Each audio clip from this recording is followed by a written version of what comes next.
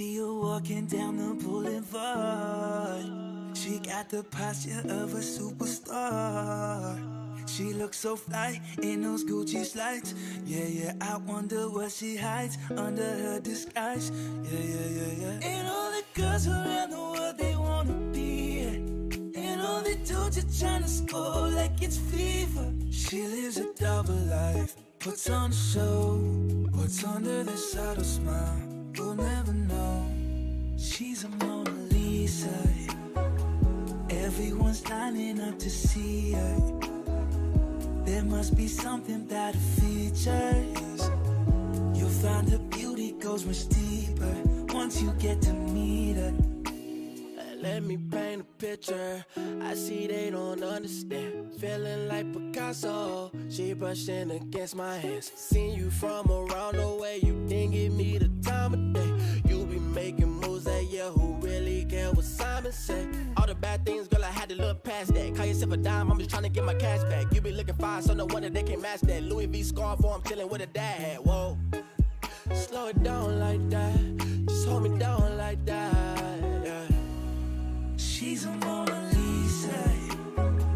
Everyone's lining up to see her.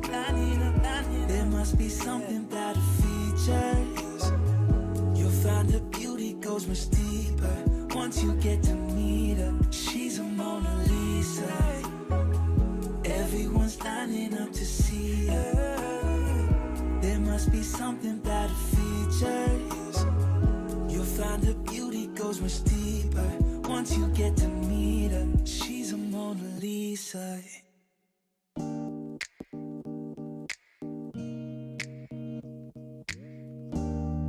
There's something about the way that you understand.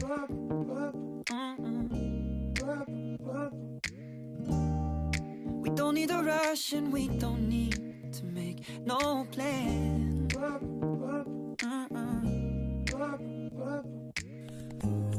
You say, pace yourself, slow it down.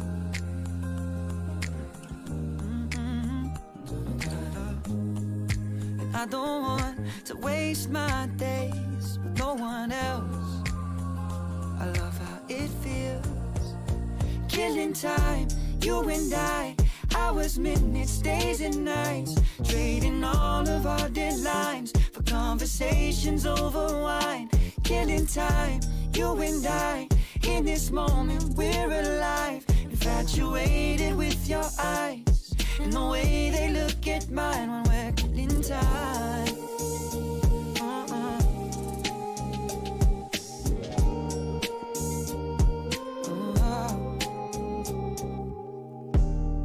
There's something about the way you talk with your hand.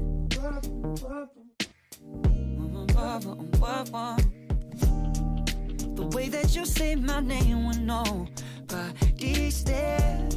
No, no. You say it's alright. Take your space if you need a break. And if I need to disconnect, that's okay. This ain't no race. Killing time, you and I. Hours, minutes, days and nights. Trading all of our deadlines for conversations over wine. Killing time, you and I. In this moment we're alive. Infatuated with your eyes and the way they look at mine when we're killing time.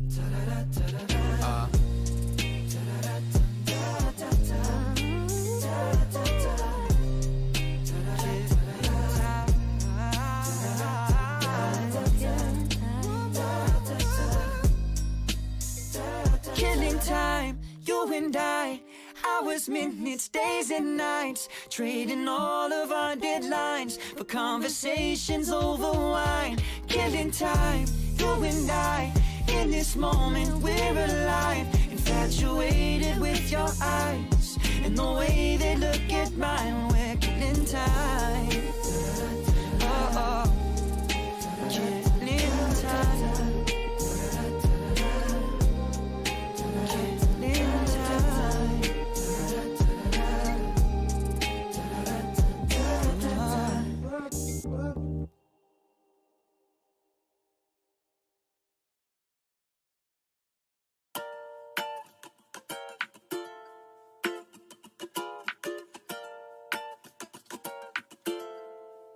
She my pineapple, yeah.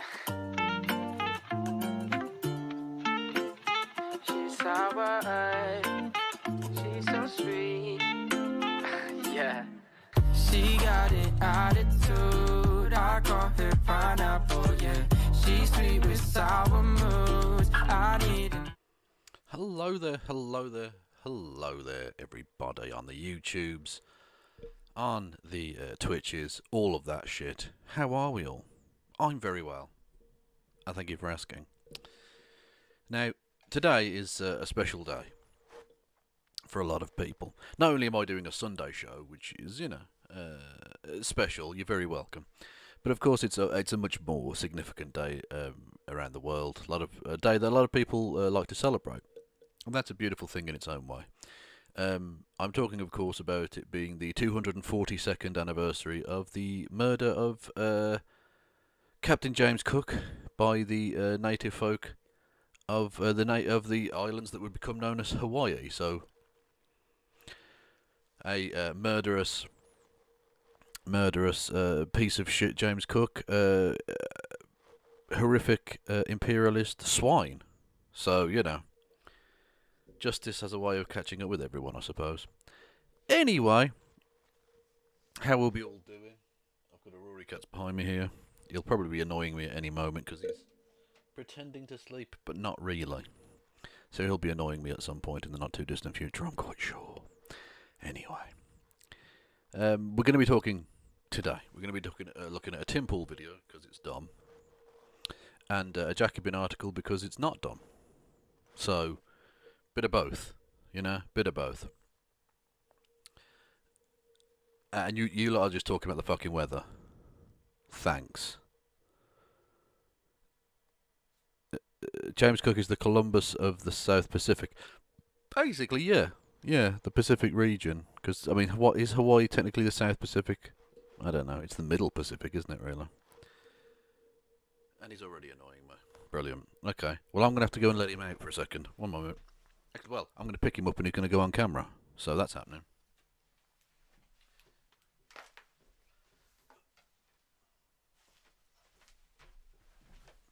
You're going to earn your rent, Rory Cats. While being cute on stream for everyone. Toe Beans. That's the boy.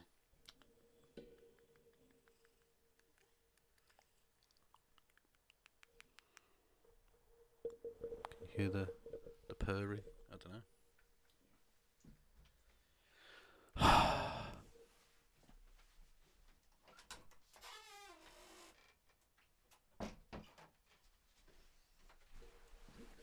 Still no cat flap yet.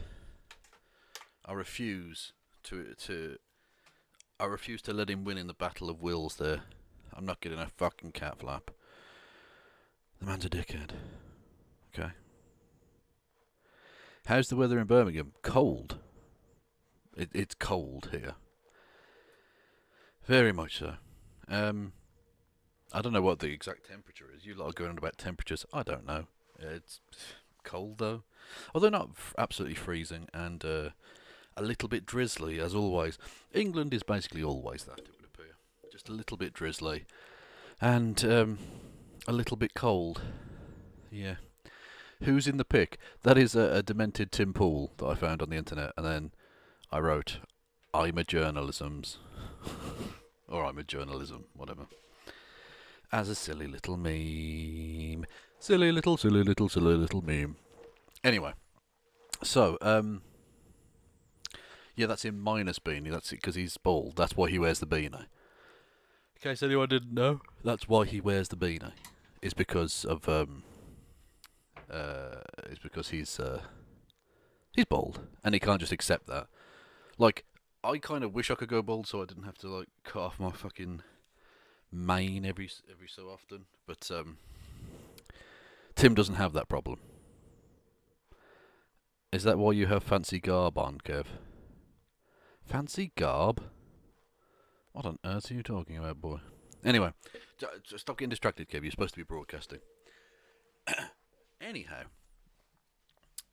Yes, so we're going to be talking about all that. But before we do, I've got a series of things coming up. They've sort of piled up on top of each other to a degree, but it's happening nonetheless. Right. So, Regular shows. Right, I've got like Monday regular, so I'm going to do this in chronological order. Okay, these are the upcoming shows I've got. I've got a heavy week coming up. Right, you've got Monday regular Monday show, probably with Christy, because Christy usually does Mondays with me. Right, so that'll be 7 p.m. UK time, which is 2 p.m. on the east coast of America. Then about 4 hours after that, at 8 p.m. Eastern time, which will be 1 a.m. UK time, but technically Tuesday, because it'll have gone into Tuesday in Britain. So that's 8 p.m. Eastern time, 1 a.m. UK time. I'll be on Prime Chaos, their channel on Twitch, where they do roundtable discussion, debate type things. And there'll be various people on there. I think the Surfs are going to be on there. I think Vadim's going to be on there. Possibly Denims, who's another YouTube/Twitch stream person. So that'll be 8 p.m. Eastern time in America, 1 a.m. UK time, right? Then technically 24 hours exactly after that. So it'll be 8 p.m. Wednesday evening, Eastern time, United States, which will be 1 a.m. No, hang on. No, sorry, right. 8 p.m. Tuesday. Right, so Tuesday. 8 p.m. Tuesday evening, US time, East Coast, which will be 1 a.m. Wednesday in Britain. Am I doing really well here with trying desperately to work out the time differences in my fucking head? 8 p.m. Tuesday evening, East Coast American time, 1 a.m. Wednesday morning, UK time. I'll be chatting with Magnus Panvidja, who you might not necessarily recognise the name, but you will definitely recognise the general story. He's the Boogaloo Boy twat who was interviewed by Jimmy Dore and various other of those weird-ass leftist people who are like a weird dirtbag shithead types who have been like giving him rim jobs on the internet because he's a Boogaloo Boy who pretends basically not to believe anything the Boogaloo Boys believe. So I'm gonna take that person to task for the nonsense. All right, what I'll do, okay, there's too many numbers. What I'll do, I'll write them down. Okay, I'll write them down. I'll tell you what we'll do. We'll do a hang on a second. Right, so that's the thing. Hang on, but I want to go on to. How do I get onto the thing? I don't know. Screen. Fuck it. Right. So.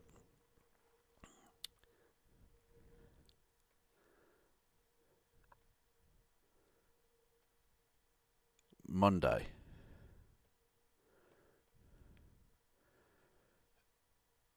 Regular, we've got a happy hour. Happy. There we go. Right. So we've got happy hour, Monday. Right, that's 7 p.m. UK, 2 p.m. Eastern time. Okay? Is that all clear there, right? So then Tuesday. Now, this is where it gets slightly confusing. Tuesday. I'll be on with Prime Chaos, which is old PC, right, which is 8 p.m. Eastern. But that's on Monday, so but it'll be 1 a.m. UK. You see? You see what I've done there? Right, and that'll be my that's like an extra, right? So then Tuesday, you've got 8 p.m. Oh shit. 8 p.m. Eastern time. We've got the Boogaloo cockhead, right? 8 p.m. UK time. So 8 p.m. Eastern Coast of America time, which will technically be Wednesday, 1 a.m. UK. See? That's what that is. Yeah? But I'll also then be doing a possibly another regular happy hour. Happy. On Wednesday at regular time, so 7 p.m. UK, 2 Eastern. Also, then Thursday, I don't know why anyone would still be watching this. So then Thursday, regular time 7 p.m. 2 p.m. Eastern. So that's UK. That's Eastern. I'll be interviewing the people who do Crit Facts, who are like an anti-turf channel here on the YouTubes. So that's what that is. Okay. I don't know how much more clear I can make it than that. Really, that right there is perfect. Okay. Are we all clear? Good. Yes. So, Kev's mouse writing skills are next level. You should see my handwriting skills; they're not much better. Anyway, yes. So that's what I'll be doing. That's the schedule coming up. Thank you to the _deadid_1 for following me on the Twitches. You can do so as well via the links below. I've got Twitch. You can go and follow me there. You can go and subscribe to me there with your money, or you can give me Jeff Bezos' money if you've already got Amazon Prime. You can subscribe to me there for free with the Amazon Prime. You can also hit the subscribe button on the YouTube, hit the bell button, follow me, like me, comment on the video, share the video, spread it around like your mum. Oh! Anyway. There's also streamlabs.com/KFLogan1875. The link is below if you want to get your super chats in and financially help the show continue to exist. Also, there's a Patreon for that if you want to make a regular monthly donation. There we go. I've got through everything. So, now we're all completely clear on my incredibly ridiculous schedule I've got coming up. I wanted to start off with this little piece of nonsense. Malala Yousafzai, I think one of the great people of our age, did something for me which is a beautiful thing, because people don't necessarily know she's from here now. She's from the city I'm from now. She's originally from Pakistan. Or is it Afghan? No, Pakistan, yeah. And was shot in the face for daring to try and get an education. She was then flown to Birmingham for medical treatment and lives here now. And, well, she's now at university, I believe, in Oxford. But basically, the point being is she's from Birmingham. Very proudly so. And she practiced her United Nations speech in a Birmingham accent, which just goes to show you that you may say out there, Kev, you sound like a regular Englishman with a sock in your mouth or something. Yes, but it's also a cool accent, because anything that's good enough for Malala is good enough for everyone else, okay? Shut up. Now, you may point out, and I'm a bit disappointed when I tweeted this out that no one did point this out, she didn't deliver the UN speech in a Birmingham accent. She just practiced it in one and then spoke in her regular accent, I think. So, but let's just ignore that. Let's just ignore that and say that she speaks in a Birmingham accent, and therefore you can't take the piss out of me. Otherwise, you hate women. Yeah, I said it. I'm calling out your non-existent misogyny. Anyway, talking about someone who definitely doesn't have non-existent misogyny, Mr. Timothy Poole, or Pimothy Toole, if you will. We're gonna be taking a look at one of his videos. This one here, right? It's called Tucker Carlson faces boycott after woke journalist outrage over comments on BLM riots and impeachment. So woke, and he's going in quotation marks there in the thumbnail. Journalists. I think that's rather interesting and telling, given the thing that he says about a certain quote-unquote journalistic outlet. In just a moment, let's take a look at take a look at him sucking off Tucker Carlson, because he's such a liberal. Do you understand?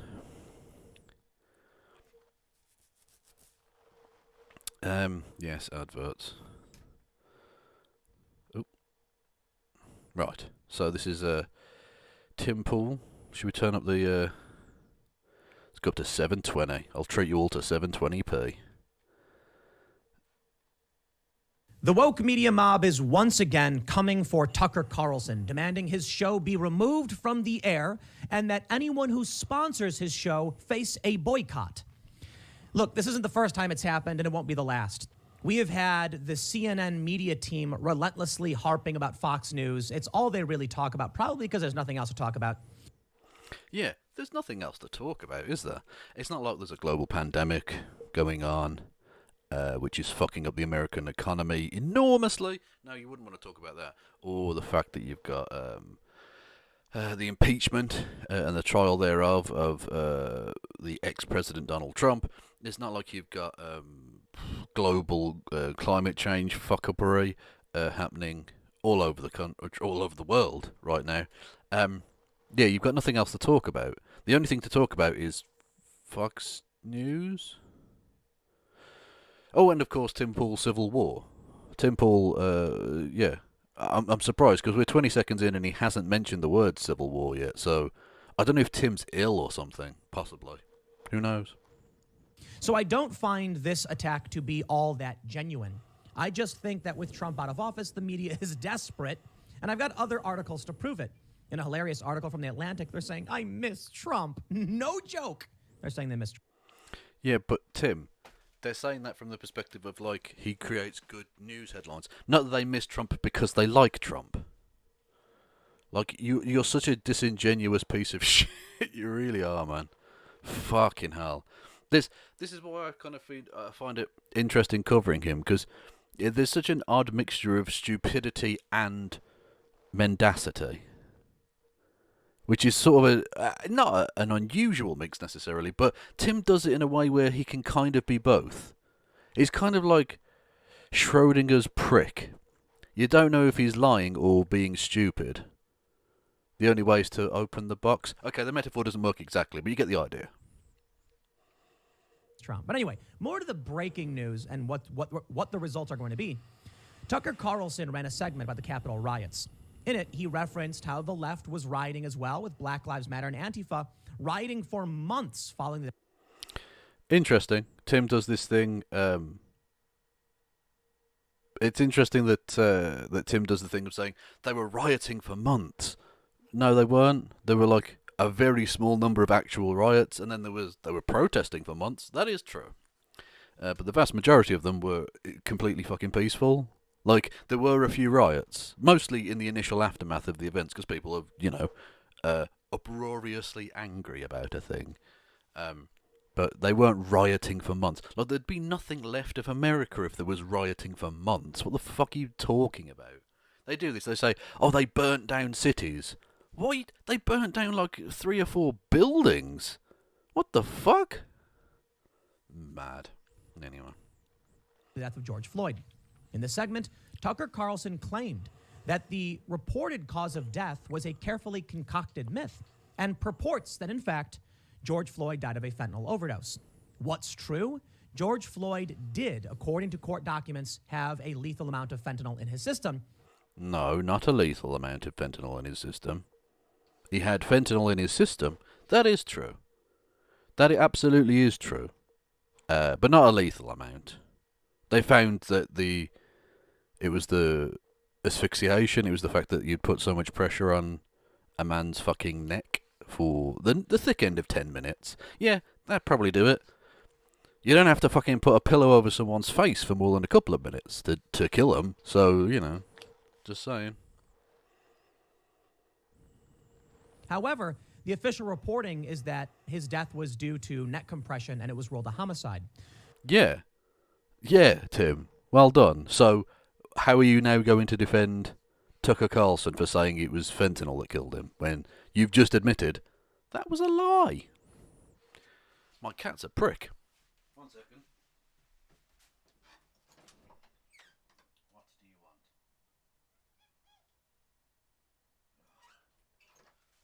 Hang on a second.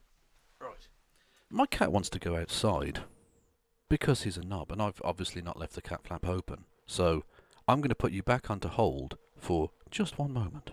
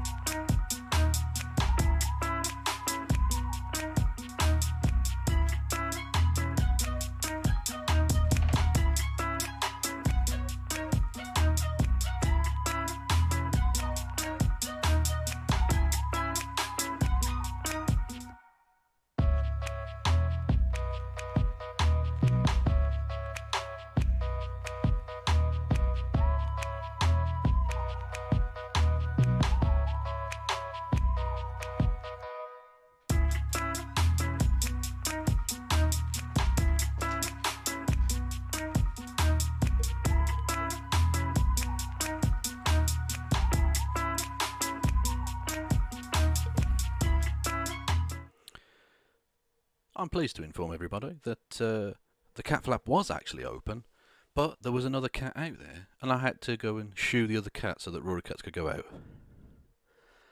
So I'm now a cat bouncer.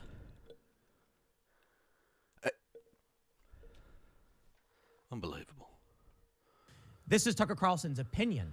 It's an opinion show. Whether he should be on the air, that's not entirely up to me, is it? I can certainly express my opinions.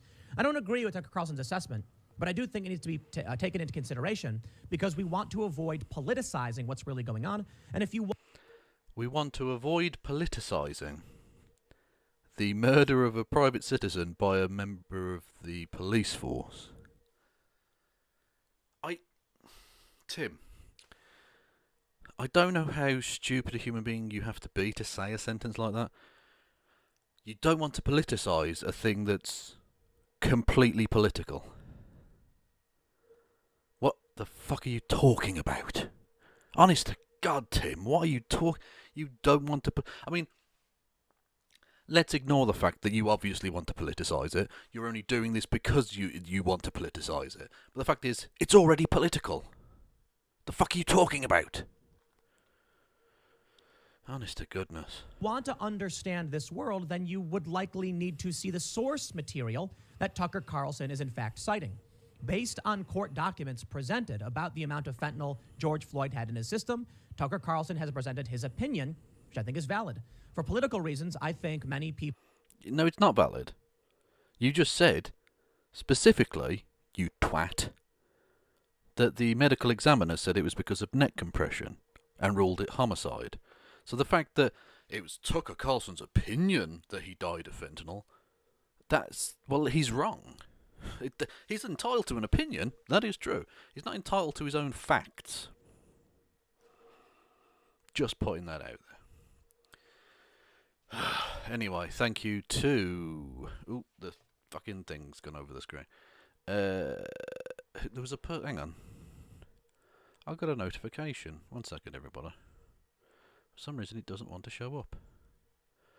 Thank you to Ocolicho for following on Twitch, which you can also do via the links below. People are saying it's not true, and he's lying because they want to get him taken off the air. I'm not entirely convinced they really care about Tucker Carlson, though. I actually think they love the man. They love Trump. No. Well, we'll get onto that in a second. No, they're not saying he's lying because they want to get rid of him. They're saying he's lying because, and stick with me now, Tim, this is high-level ideas. Dave Rubin-level ideas, okay? They're saying he's lying because he is lying. They're stating basic facts of the situation. They're saying that thing that happened. Which is, I know that might be a bit much for you, but please try and get your head around that very basic concept. Also, to the critics of Mr. Cruz, not Mr. Cruz, not this Mr. Cruz, good lord, look at him, what a fine figure of a man. Not that dude, no. Someone said Ted Cruz in the chat and I was reading it and it got in my fucking head. Ted Cruz lives rent-free in my head. Or at least Ted Cruz's fucking hairline does. Did you see that shit? Oh my god. Anyway. The critics of Tucker Carlson and Donald Trump don't love them. They don't love them at all. That's obviously nonsense. From a media perspective, and trust me, as a person who creates... I mean, it's not media in the sense that it's like for CNN, but it's media, right? I do stuff about the news and whatever. I know that Donald Trump was like... a godsend in terms of content. There was never a boring moment with it. Now, that doesn't make for good governance, clearly, because Donald Trump's government was dog shit that had been rolled in other dog shit. It was an absolute disgrace, a genuine national and international embarrassment. Imagine if aliens had landed and said, take us to your leader, and we'd had to have presented Donald Trump to them. Fuck it. Yeah, take us over. We deserve to be destroyed, aliens. Fine. I get it. Like, I don't like it, but I get it. You know what I mean? Anyway. So I get that it's good content, but it's not good for society or government or any of that shit. Tim. So they don't love him. He's good for business, do you know, for the media. But that's a rather different matter, isn't it? There's an article from The Atlantic, as I just mentioned, called "I Miss the Trump Days" and "I Was the Enemy of the People." They changed the title. They need a boogeyman, and Tucker is perfect for them. He can say Don't blame me on the boogie, man. Hey. something that they will deem to be controversial, but is backed up by some facts, albeit Tucker's opinion is not the opinion of a medical examiner. Yeah, which it should tell you something, Tim. The medical examiner ruled one thing, and Tucker Carlson, for obviously political reasons, is wrong. He's lying. He's false. He's full of shit. So take it for what it's worth, but it gives them something to complain It's not about. worth anything. If Tucker actually got banned, well, that would be pretty bad for them. So you know who did get banned? Project Veritas. They have been Cry harder, you little bitch. completely suspended from Twitter, and not just temporarily. It looks like their account has been completely removed. Why? We can see the difference in the censorship play. No large outcry demanding a news outlet be permanently removed like they're doing to Tucker Carlson. Why? Well, Tucker's an opinion guy who gives the left a boogeyman. With Trump gone, they've got something to complain about. No, what are you talking about? What on earth are you talking about? Look, can someone tell me there? What does he really mean there? Because I'm not entirely sure Tim knows. There's been plenty of outcry about Project Veritas. There's been plenty of outcry about Tucker Carlson. I genuinely, Tim, you're just full of shit. But I'll tell you what, there hasn't been a lot of outcry about from, say, the free speech warriors like Tim Pool and all the rest of it, would be this little story. A guy called Nathan Robinson has been cancelled by The Guardian, which is, a relatively left-leaning paper here in Britain, because he made a joke about America's funding of Israel. Wasn't anti-Semitic, didn't mention Jewishness, didn't mention a cabal or anything like that. It was joking about US military aid to Israel. He was fired for that, over a tweet. I didn't hear anything from that, right? I didn't hear anything at all. I'll show you, this is the exact thing, right? So he tweeted out, it was actually two tweets. The first one was, did you know that it's a law that whenever Congress authorises new spending, it has to buy Israel a new weapon system? It's true. And then two, well, if it's not the actual law, at least so customary as to be functionally identical, unquote. Now, not exactly a rib tickler of a joke, admittedly, but something for which someone should be fired? No. I didn't hear anything, though. Didn't hear anything from the free speech warriors about this. It's very strange, isn't it? Very peculiar. I also didn't hear anything about this from The Guardian, who should know better, because literally they published an article called "Facebook Might Censor Criticism of Zionists, That's Dangerous" by Rabbi Alisa Wise. So they really should know better themselves. But either way, I didn't hear the right wing bitching about that for some reason. Mainly because it's a left winger being sharp, so they don't care. Because, again, they're not really pro-free speech, they're a joke. Also, to the person who said go on his show, yeah, if he wants to invite me on his show, by all means. I don't think he will, though, because I wouldn't be like nicey with him, because he's a bullshitter, but whatevs. Project Veritas just does undercover reporting. It just does undercover reporting. Project Veritas, the liars who constantly cut up video to make it completely and utterly say something that didn't happen, and literally pays people $40,000 to lie about fake postal vote scams. That those people, the ones that literally every single video they've ever done has been enormously dishonest. Yeah, those people, they just do undercover reporting. It's fine. Can't really complain about the opinions around a live video, or I should say a video recording of some executive at some company saying something damning. Real journalism versus Tucker's opinions. Real journalism. Now I bring you back to his use of journalists, in quotation marks, in the thumbnail, because he's just described Project Veritas, the lying pieces of shit who've done nothing but lie. James O'Keefe, one of the most fundamentally dishonest human beings that America has ever produced, and that's fucking saying something. He described them as, quote, real journalism. I think that just about sums up where Tim is. That sums up why I put that meme out there. Do you know what I mean? Like, he thinks he's a journalist. Grim times. And don't get me wrong, Tucker has done a lot of legit journalism, but his opinion... When was this? I've missed that. Seriously, Tim, when has Tucker done proper journalism? He literally argued successfully in court that no person would take him seriously. That he was obviously, completely lying, and that no one would take his views seriously. And that was successful in court. Yeah.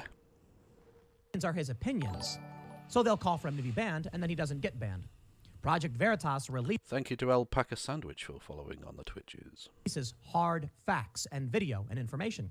They'll claim it's manipulative, it's deceptively edited. Sorry, many prominent news organizations do the exact same thing. You don't complain about that. That's the issue. Yeah, but Tim, you do realise, let's say that's true. I'll take issue with it in a second, but let's just say for a second it's true. Let's say all other media organisations are also doing deceptive editing and blah, blah, blah. The fact that you think that Project Veritas are real journalism when they're doing it, but those other organisations are fake news when they're doing it, suggests to me a very, very significant bias you have towards Project Veritas. Do you see what I mean? You've just described them as real journalism, and then those other news organisations as not real journalism. You, by pretending that there's some sort of equivalence between those things, have shown your own hypocrisy. You're a moron. Secondly, although some news and organisations do cut up video to make it look deceptive, some news organisations do quote people out of context. There's absolutely no doubt about that. And I think some organisations probably do pay people for fake quotes. There are examples of that in the mainstream media. With Project Veritas, there aren't just examples of that. There are no examples of not that. There's no actual journalism taking place. Like, say, in a newspaper, if there are 20 pieces of fake news in one newspaper, that means that still the majority of it isn't fake news. Whereas with Project Veritas, every single piece of it is fake news. It's totally fabricated. Do you see why there isn't an exact equivalence there, Tim? Jesus. Veritas had to be removed because it was a real threat. Tucker is great, in my opinion, when he's giving his opinion and expressing his thoughts and giving a voice to many people who feel like they don't have an outlet. But the machine loves him. It's their opportunity for the boogeyman. Granted, I do think they want to destroy Tucker's show, and they hate Fox News. So hang on, which is it then? Do they love him or do they hate him? What are you talking about? But I think, as much as they complained about Trump, as I mentioned, they really did love the man, and they're becoming scared and desperate. No, they didn't love the man. They loved the free content. True. Trust me, I did too. It was very easy doing a show when Trump was in power. But what I think the world needs is actually a period of quite boring, stable governance, just to try and right things a little bit. Now, is Joe Biden the man to give you that? It's certainly a chance compared to Trump. Trump was never, ever going to do that. So, maybe just some competent governance would be good for now. I think that would be an improvement on the general situation. Project Veritas is funded by the Koch family. Is that true? I don't know. I'd be very surprised if there wasn't some serious dark money behind it somewhere. Go through this. We have a lot of information around censorship and the results of this psychotic behavior. Of course behavior. you do. And we'll break down what Tucker Carlson really said. You know, I'll add this. I think Tucker Carlson masterfully played these people because now they're going to have to pull up the source material and actually ask questions about George Floyd and the medical reports. But you've already admitted, Tim, that the medical reports show that it was neck compression, not fentanyl, that killed him. So how is that him masterfully playing him? But this is the thing, right? We know so much of the Trump fan base, their criticisms of anyone are projection. And never is it more nakedly put forward than by Pim Tool. Because he, in projecting that the people of the left need Trump or need Tucker, or whatever, he's projecting that it's actually him who needs Trump. It's him who needs Tucker. He needs a daddy figure onto which he can project success or whatever, right? So the same way that they would do with Trump, every time Trump fucked something up massively, they'd say, oh no, he didn't fuck it up. It's 4D chess. It's 10-dimensional fucking interstellar, underwater, backgammon, chess, Monopoly, and fucking Cluedo, right? They do all that shit, and he's doing that with Tucker now. Tucker said an obviously medically incorrect thing, which is provable nonsense because of we actually have the medical reports that say, oh no, he was murdered. He was killed by the police officer. He had fentanyl in his system, that's true. But you can take drugs and still be killed by a different thing. If someone jacks up heroin and then gets shot in the head, it's not the heroin that killed them, is it? Do you know what I mean? Anyway. So Tucker fucks it up and he's going, no, he's masterfully played them, because now they're going to have to get out the medical records and ask questions. Yeah, but then when they get the medical records out and ask the questions, they're going to say, oh no, it was neck compression. Oh, he was killed by the police officer, so Tucker lied. How exactly is that playing them, his literal phrase, playing them masterfully? Shut the fuck up, Tim. God almighty. I think politics could play a role in this, which is why it's not my position to tell you how George Floyd died, other than the official reporting is that it was due to the police actions. There is a report related to fentanyl. You can figure out what you think. Tucker's certainly given his opinion. And now because of what... Yeah, but his opinion is wrong. Stop making it out like it's a matter of opinion. It isn't. It's a matter of medical fact. Or at least as close to fact as you can realistically get with medicine. It's, it's not exactly an absolute thing. But as far as we're aware, it's neck compression, not fentanyl, that killed him. So it's not a matter of, I've got an opinion and you've got an opinion, never mind. No, he died because he was killed, I would say murdered. There's an ongoing court case, we'll see how it goes. He was killed by the police officer with the knee on neck, not the fentanyl. So it's not a matter of opinion. You can stick your opinion up your fucking arse. I don't care. No one cares. What Tucker has said, the left is propping up that narrative. People don't seem to understand this. Yeah, the left is propping up the truth. That is true, Tim. I mean, I'm sorry that you're so butt-blasted, so completely ass-mad at the fact that the left is propping up the truth and the right is lying. But you're going to have to do a slightly better job of trying to cover that up. That narrative. I can't believe the truth has now become a narrative. Fuck me. Just because you say something isn't true doesn't mean people believe what you say. You've just presented the information to them, and now they'll decide for themselves. Yeah, again, you've perfectly underlined the right wing's approach to things. You can present me with all the facts in the world, but I might decide to just believe something else. Fuck you. Ridiculous. Before we get started, however, head over to timcast.com and become, for the most stream, discussed covered. It's a very... Just going to skip past this nonsense. Become a member, podcast in the... Well, but don't forget to like Carlson. Vice reports, Tucker Carlson just lied about George Floyd to defend Trump's insurrection. Carlson went full conspiracy theorist, claiming that last summer's Black Lives Matter protests were based on a, quote, carefully concocted myth. Have we got Indian cricket chat in the chat? Yeah, Ashwin did rip through everyone. The English batting lineup were embarrassing. But I'll still watch. Masochist that I am. Well, let me break this headline for you. Tucker Carlson didn't lie. He gave you his opinion. His opinion is not law, and it could be wrong. His opinion's not law. Tim, do you think you can only lie against the law? You're a fucking moron. The things you say are so patently stupid. Tim, obviously it's not the law, because why would you pass a law on what is an autopsy, you stupid bastard? Anyway, it's a lie because the information is out there. It's been presented to the media. It's very easily accessible information. And he told a different story.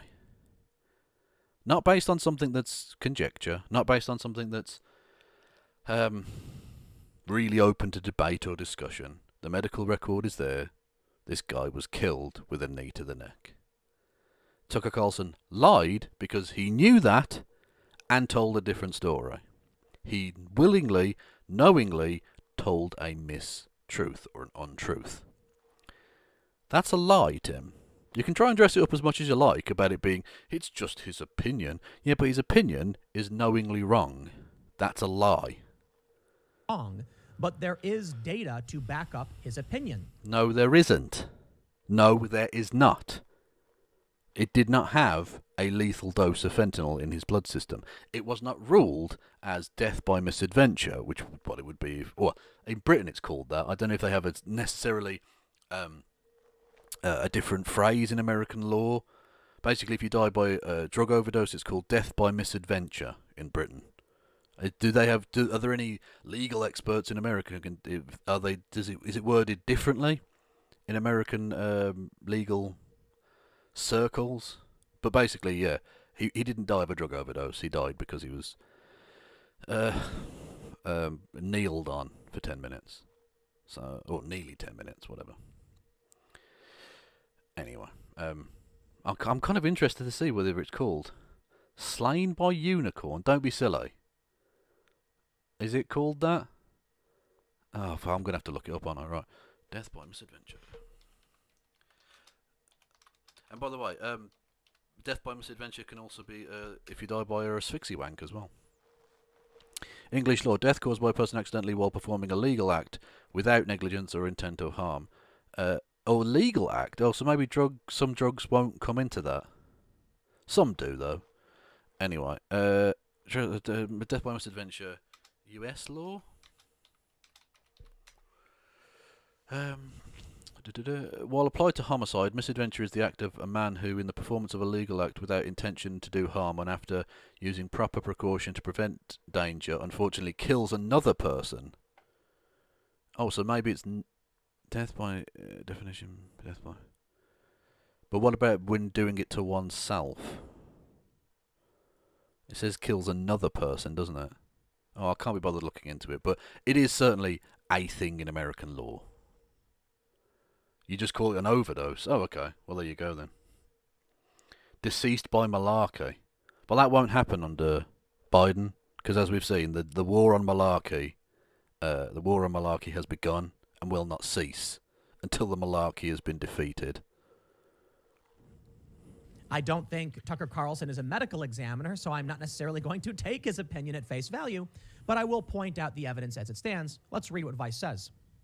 It says on Wednesday night, far-right Fox News host Tucker Carlson hit a new low as he tried to defend former President Donald Trump's actions to incite violence at the Capitol insurrection, lying about how police killed George Floyd. Carlson, a staunch defender of Trump, who has repeatedly downplayed the Capitol riots as political protests that got a little out of hand, told his audience that Floyd died from an overdose rather than the result of police brutality, calling the reports about the 47-year-old's death an utter lie and, quote, carefully concocted myth.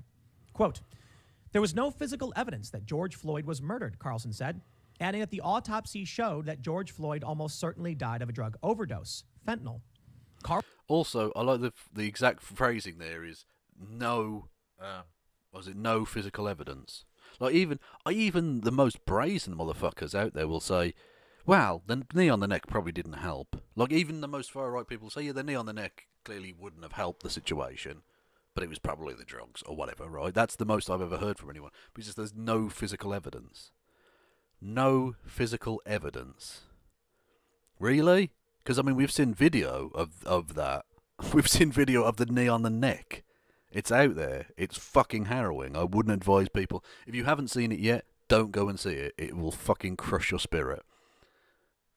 But yeah, we know exactly what, like, obviously there's physical evidence. What the fuck are you talking about? Carlson's assertions are complete BS. Not only has former police officer Derek... Bullshit, Tim. Bullshit. Why, I mean, they've censored it, but why are you censoring it, Tim? You are all the freedoms of the peaches, aren't you, boy? What's going on there? Chauvin been charged with secondary murder, but the Hennepin County medical examiner ruled Floyd's death a homicide, citing the cause of death as, quote, cardiopulmonary arrest complicating law enforcement subdual, restraint, and neck compression. Let me just start by saying, Vice, getting charged with a crime is not evidence of you actually committing that crime. You're innocent until proven guilty. Bear that in mind for the next time he wants to accuse someone of being a pedophile or something. Just be aware of that. But you are right about the medical examiner. I don't think there's a grand conspiracy, to be completely honest. I think Tucker has his opinion based on the evidence he's seen. No, but the thing is, he will have seen this. He works in the media. He has paid staff who do research. There's no way they don't know this. This is not ignorance, dickhead. Tucker Carlson knows how George Floyd died. We all know how George Floyd died. He lied about George Floyd's death.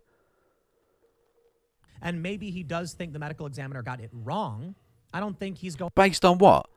But this is the thing, Tim, based on what? Did Tucker Carlson is Tucker Carlson an expert medical technician, expert autopsy? What do they call them? An autopsyologist? I don't fucking know. Anyway, is he a professional autopsy bod? No, he's fucking not. Did he commission an independent autopsy on the body? No, he didn't. So he's just, for political reasons, deciding to say, nah, coroner is the word I'm looking for, thank you. Is he a coroner? No, he's not. Did he pay a coroner or a pathologist to do any such fucking investigation of the body of George Floyd? No, he fucking didn't. No, he didn't. So, we've got the actual coroner's report, based on, pathology exams and all the rest of it, proper medical shiz, which say one thing, and then Tucker Carlson, who has no extra information whatsoever, literally nothing. He isn't a medical expert. He hasn't hired a medical expert to do any investigations for him. So he has no extra information, but has decided, nah, they're wrong. Fuck it. It was drug overdose. Because, he's a black man. And that's literally the only reason that Tucker Carlson and his ilk are happy that the police killed George Floyd. And let's be under no illusions here.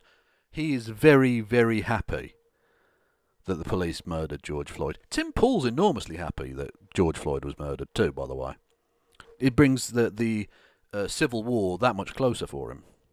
I mean, I think Tim Pool has announced the beginning of a civil war at least half a dozen times in the last year, I think. So yeah, he's definitely very happy about that too. He won't reveal it. He won't say that. He'll say, no, it's an awful tragedy. That's a shame, isn't it? Oh, never mind. Anyway, if I was Derek Chauvin, I'd have stamped on his fucking head as well. Like, you know what I mean? Fucking evil bastards. Going full conspiracy theorist at all, and I don't think there's a conspiracy theory here anyway. I think there's court documents showing that George Floyd had a lethal amount of fentanyl in his system. No, Tim, he did not have a lethal amount of fentanyl in his system. He did have fentanyl in his system, not a lethal amount. Because this is the thing, Tim. If he'd had a lethal amount in the system, it would have been called a drug overdose. Because that's what the word lethal means, you stupid bastard. He did not have a lethal amount of fentanyl in his system. He had an amount, a less than fatal, a less than lethal amount of fentanyl in his system. He may well have been a drug abuser. He may have been recreational. I don't know. It ultimately doesn't matter. Because even if you're a drug abuser, Tim, the police don't get to just murder you like a fucking ant. Like you're a spider, like you're a wasp, and they're the newspaper. That's not how that works, Tim. He was a human being. He may have been an awful human being. Again, doesn't matter. Doesn't matter. The police are not Judge fucking Dredd. They don't, or at least, I was about to say they don't get to go around murdering folk. In America, they seemingly do. They shouldn't be able to go around just fucking executing people in the street. Via the gun, the chokehold, the knee on the neck, or any other fucking method. They are there, at least in theory, to serve and to protect, not to slay. Either in the metaphorical or literal sense. It's, Tim, you fucking bootlicking piece of garbage. Look, you do realise, Tim, you are literally defending, here, a man who knowingly has employed white nationalists although, of course, you're a friend of white nationalists, let's not forget, and a person who celebrated and defended Kyle Rittenhouse, as well as giving his mother a softball interview on stream, and has lied willingly about the killing, let's just say killing for legal reasons, the killing of a black person in the street. You should be very ashamed of yourself, Timothy. You really should. It doesn't necessarily mean he would have died from it. I'm not a doctor, okay? Neither are you. Tim. Neither is Tucker. Tim.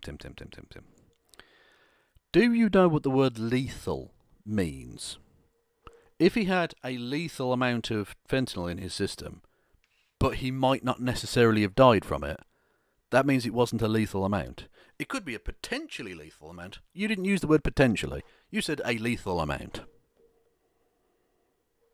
The word lethal doesn't necessarily, Tim... the word lethal means it would kill the person. That's what lethal is. But the medical examiner is. I can only lean on what the medical examiner is saying, and they bring this information up. But you can think they're wrong, and you're allowed to believe political pressure plays a role. Let's read more. Oh, here we go. So it's not a conspiracy at all, but maybe political pressure happened. Maybe it was those damn uppity blacks who decided maybe you shouldn't just kill people in the fucking street. Maybe they put pressure on them. No, this is a medical examiner, Tim. We know for a fact that police have put pressure on medical examiners to get them to retract unhelpful medical information. Unhelpful in terms of the police, of course, and their self-protection of their own murderous ranks. But at no fucking point have we ever seen that outward pressure work in the opposite direction. Okay? The medical examiner, as far as anyone is concerned, as far as anyone knows, because there's no reason to disbelieve it, other than for politically motivated reasons, as far as anyone's aware, the medical examiner's telling the truth. The medical examiner did the best thing they could in the circumstances and came up with the best medical diagnosis for the death they could, given the information they had and the access they had. But you're just going to make up a conspiracy theory. The outward pressure... What? You're a fucking scumbag. Running defense for a police murder. Literally, you're Derek Chauvin's little ball bag washer at this point. Fuck you, man. More. They say a second independent autopsy found Floyd died of asphyxiation from sustained pressure from Chauvin's knee on his neck.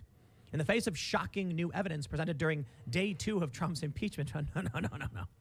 Shocking new evidence. I'm not going anywhere near that impeachment garbage. It's a waste of time. Oh, what a shame. I'm enormously surprised that he wouldn't go near the impeachment stuff. Because Tim's usually such a thorough political investigator. Anyway, thank you to Wayward Historian. Gave $10. Very generous, thank you. Says, Rory Cat's chicken fund, maybe half a pint for yourself. Maybe I will. Maybe I'll treat myself. Thank you very much. You can also do that if you want to get a super chat in at streamlabs.com/KFLogan1875. The link is below. They go on to say Carlson was trying to find a way to undermine the Democrats' case. To do this, he portrayed Floyd's murder at the hands of a police officer as something of a false flag event and claimed the impeachment trial was another example of this liberal plot to upend the old order of America. Okay, I'm not going to get too deep into any of that stuff. I'll tell you my opinion. I'm not going to get too deep into the actual thing that Tucker Carlson said. I'm just going to finger his arsehole. Okay. I think the Democrats despise Trump, and I think he's an excellent boogeyman for them to rally the left together. Right, just like immigrants are for the right, I suppose. Thank you to Alpaca Sandwich for subscribing. Very generous, thank you very much. Good to have you on board. You can now use my one emote. I keep meaning to do more emotes. The problem is I've tried setting up other emotes, but you have to have like a certain resolution and it has to be a certain size. So I don't know which one. None of them seem to want to work for me. If someone wants to create emotes for me, I'll use them for free. Maybe I can do some of my incredible Windows Paint art on it. Some of my incredible timetabling skills. Because without Trump, they don't have anything unifying them. So this is a great opportunity for them to do so. Plus, we know many on the left think words are violence. They're really scared. So, of course, they're going to have a more extreme view relative to conservatives. Tim, you literally got the anarchist news site It's Going Down taken from Patreon, so you can fuck off with your cancel culture, words of violence bullshit. Okay? Prick. That's about it, I suppose. I also think it's unfair that we have this double standard where the Black Lives Matter rioters did come out and destroy a ton of stuff, burn down cities, and Democrats literally sought to bail them out. Yet Donald Trump saying peacefully march, well, that's evidence of a crime, I suppose. No, he didn't just say peacefully march, did he? I mean, Tim, I know you're a dishonest prick, but this is stochastic terrorism. You know how it works. Look, there's no point me even really pointing out that Tim knows that he's lying there, right? Of course he does. They go on to say that Carlson took issue with Rep. David Cicilline's portrayal of the rioters as an armed, angry mob. Quote, there are no reports to the rioters that day discharging weapons or threatening anyone with a gun, so what is he talking about? They did discharge weapons, actually. They didn't discharge a gun, but they did bear spray people in the fucking face. They did, in one of the most ironic acts I think I've ever seen, try to beat a police officer to death with an American flag on a stick, which is amazing. Yeah, and of course they didn't burn down any cities, no, of course. That's the BLM Antifa people. Yeah, they some of them did have guns on them. They didn't actually use them, though. Many of them attacked the police. Many of them stole items of both protective and offensive gear from the police and then used them against the police. But anyway. Carlson declared, despite the Capitol Police Union revealing that at least 140 officers were injured, including Officer Brian Sicknick, who lost his life during the attack. Well, let me just stress this. Some of the latest reporting on Officer Sicknick is that they don't believe it was blunt force trauma. They believe that it may have been related to bear spray or some other incident that ultimately resulted in him passing. We don't know for sure. Yeah, but either way, it wasn't the police that were bear spraying people. Police, I think, discharged pepper spray at one point, but we're talking about bear spray, which is a rather more potent chemical mixture. That is why it's illegal to have bear spray unless you are like a country person who has to deal with fucking bears. You can't just have bear spray. Or certainly you can't just have bear spray and use it on people anyway. Like, you can use it on bears, I suppose, because that's what it's there for, to protect you against bears. Don't get me wrong, it's not nice to use it on bears, but if it saves lives and it doesn't ultimately hurt the bear, okay. A slightly crying bear for 5 minutes is better than, like, a mauled, dead family picnicking, you know. Because as much as they try and make out that Yogi Bear and Boo Boo Bear are the extent of the picnic harassers, that's not how bears work in reality. I was annoyed to find that out. I thought Yogi Bear was a documentary, but I was wrong. Anywho, yeah. So, but the point being that regardless of whether it's blunt force trauma or some sort of chemical-induced heart attack situation, whatever, he's killed. He was murdered by the rioters.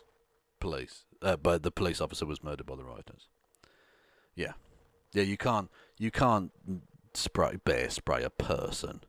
Unless, I mean, if they break into your house and you happen to have bear spray, I dare say you could probably get away with bear spraying someone at that point in absolute self-defense. But I don't think it's fair to claim that the Capitol, like, in theory, it's the people's house, but it's not literally your house. That's not how that works. But also, Tucker Carlson specifically said discharging weapons, a gun.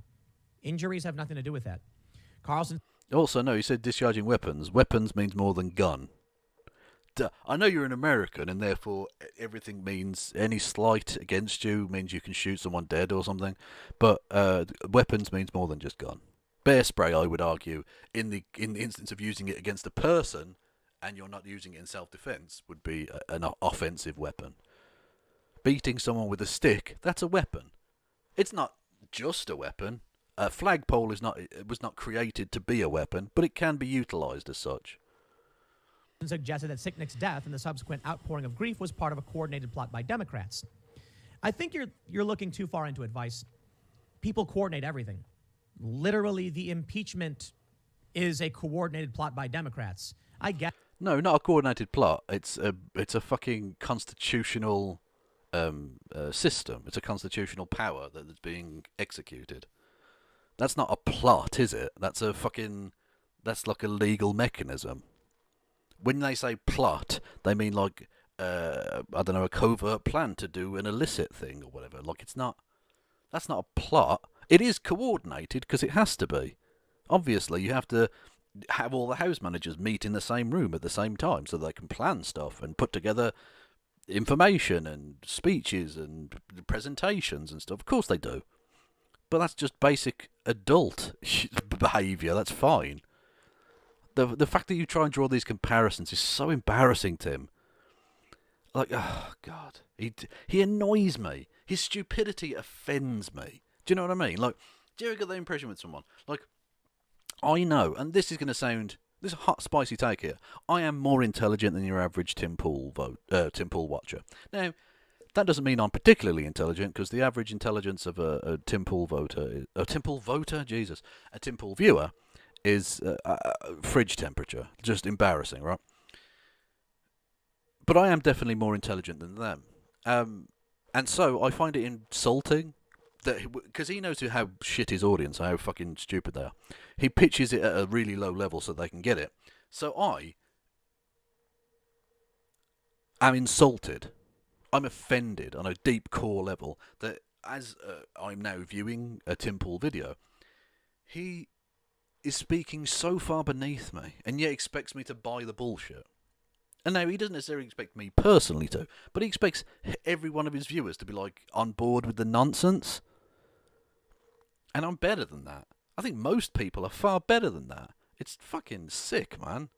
Like, and the fact that he's so popular is so frustrating, because you think to yourself, I want to believe that humanity is better.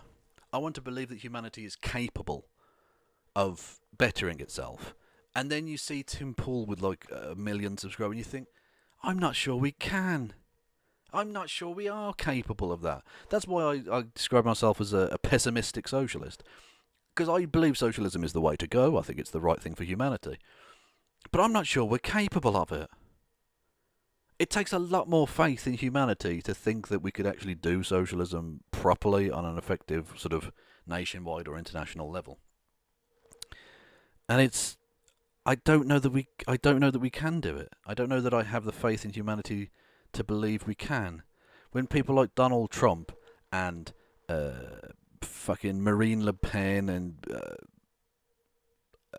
Boris Johnson and all these fucking scumbags, when they're capable, not just capable of being elected, but capable of, like, they're part of the national and international political discourse. We're so unbelievably far from being able to do socialism that I don't know that I'll ever see it, or, I mean, I'm not going to have kids, but, you know, the next generation or the next generation or the next generation. I don't know that for the next 500 fucking years we'll be able to achieve it, and that is one of the most fucking depressing things I can imagine. I'm sorry to go all doomer on you at the moment, but I don't know how else to put it. It's... Individually, people can be very, very interesting and nice and smart and all the rest of it. But collectively, humanity seems like dipshitted on a fundamental level. Really, really dipshitted. And I fucking hate it. I really do. Why no kids though? I don't want to have kids. I can barely look after myself. I don't want to look like it would be, I think, unfair to bring a kid into the world and have this as its dad. Like, that's not on. I mean, the one thing I might do is, if it's miscegenation, then maybe I'll go for it just to annoy white nationalists. If I can have a little brown baby just to annoy the white nationalists and take part in the Great White Genocides, which isn't really a thing, but they believe is a thing, then I might do it just for a laugh. But other than that, not so much. Anyway. get it. Saying it that way may be more nefarious than it is, but the Democrats have planned how they will run the impeachment and what they will show to win their case, and that's it. Yeah, that's not a plot, is it, Tim? That's just fulfilling their duty under the impeachment articles. Like, you say it makes it sound more nefarious. Well, yeah, obviously.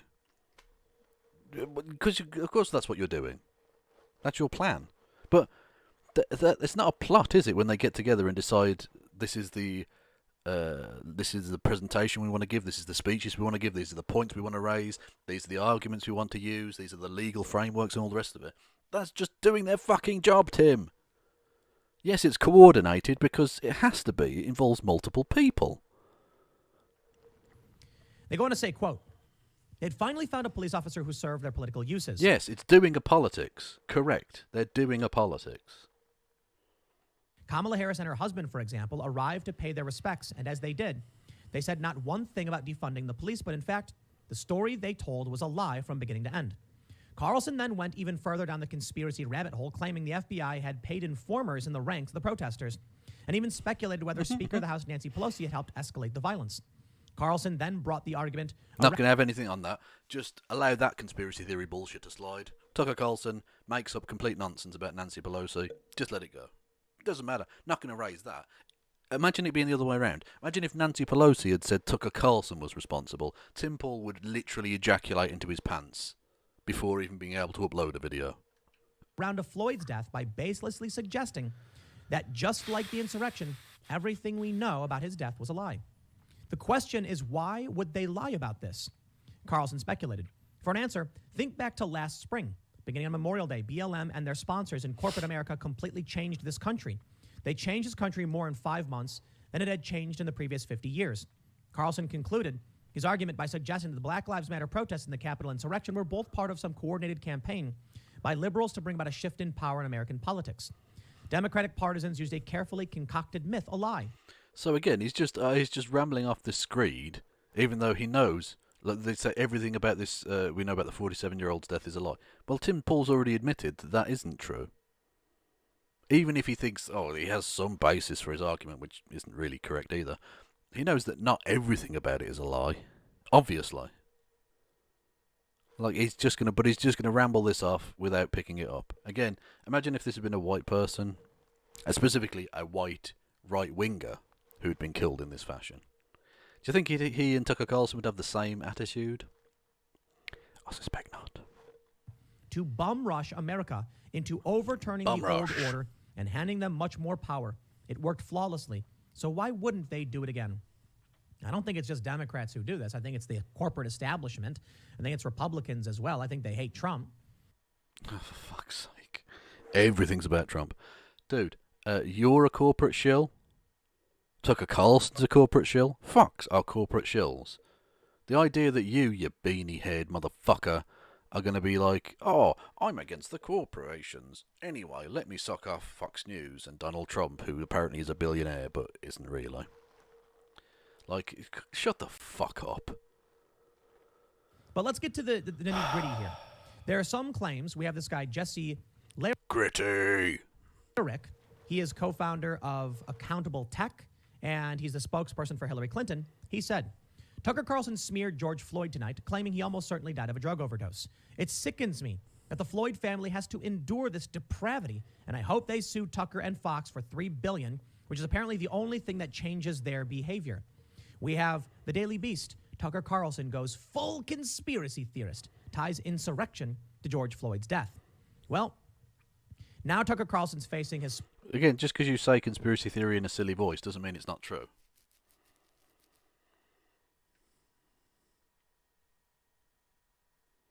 Hang on, is my deep breathing coming through on the microphone? Is that why people keep saying deep breaths? Sponsors, a boycott of his sponsors. And he doesn't have that many left. The left has come before, the leftists have attacked his show before and gotten, I think last time, it was a couple of years ago, like 24 sponsors to bail out. Good. These capitalist pricks keep saying it's a democracy. capitalism is a democracy. You vote with your dollars, or you vote with your pounds, your euros, your yen, your yuan, your Turkish lira, whatever denomination. You vote with your dollar, right? And then when people vote with their dollar by saying to these companies, if you keep fucking giving money to Tucker Carlson, I'll stop giving you money.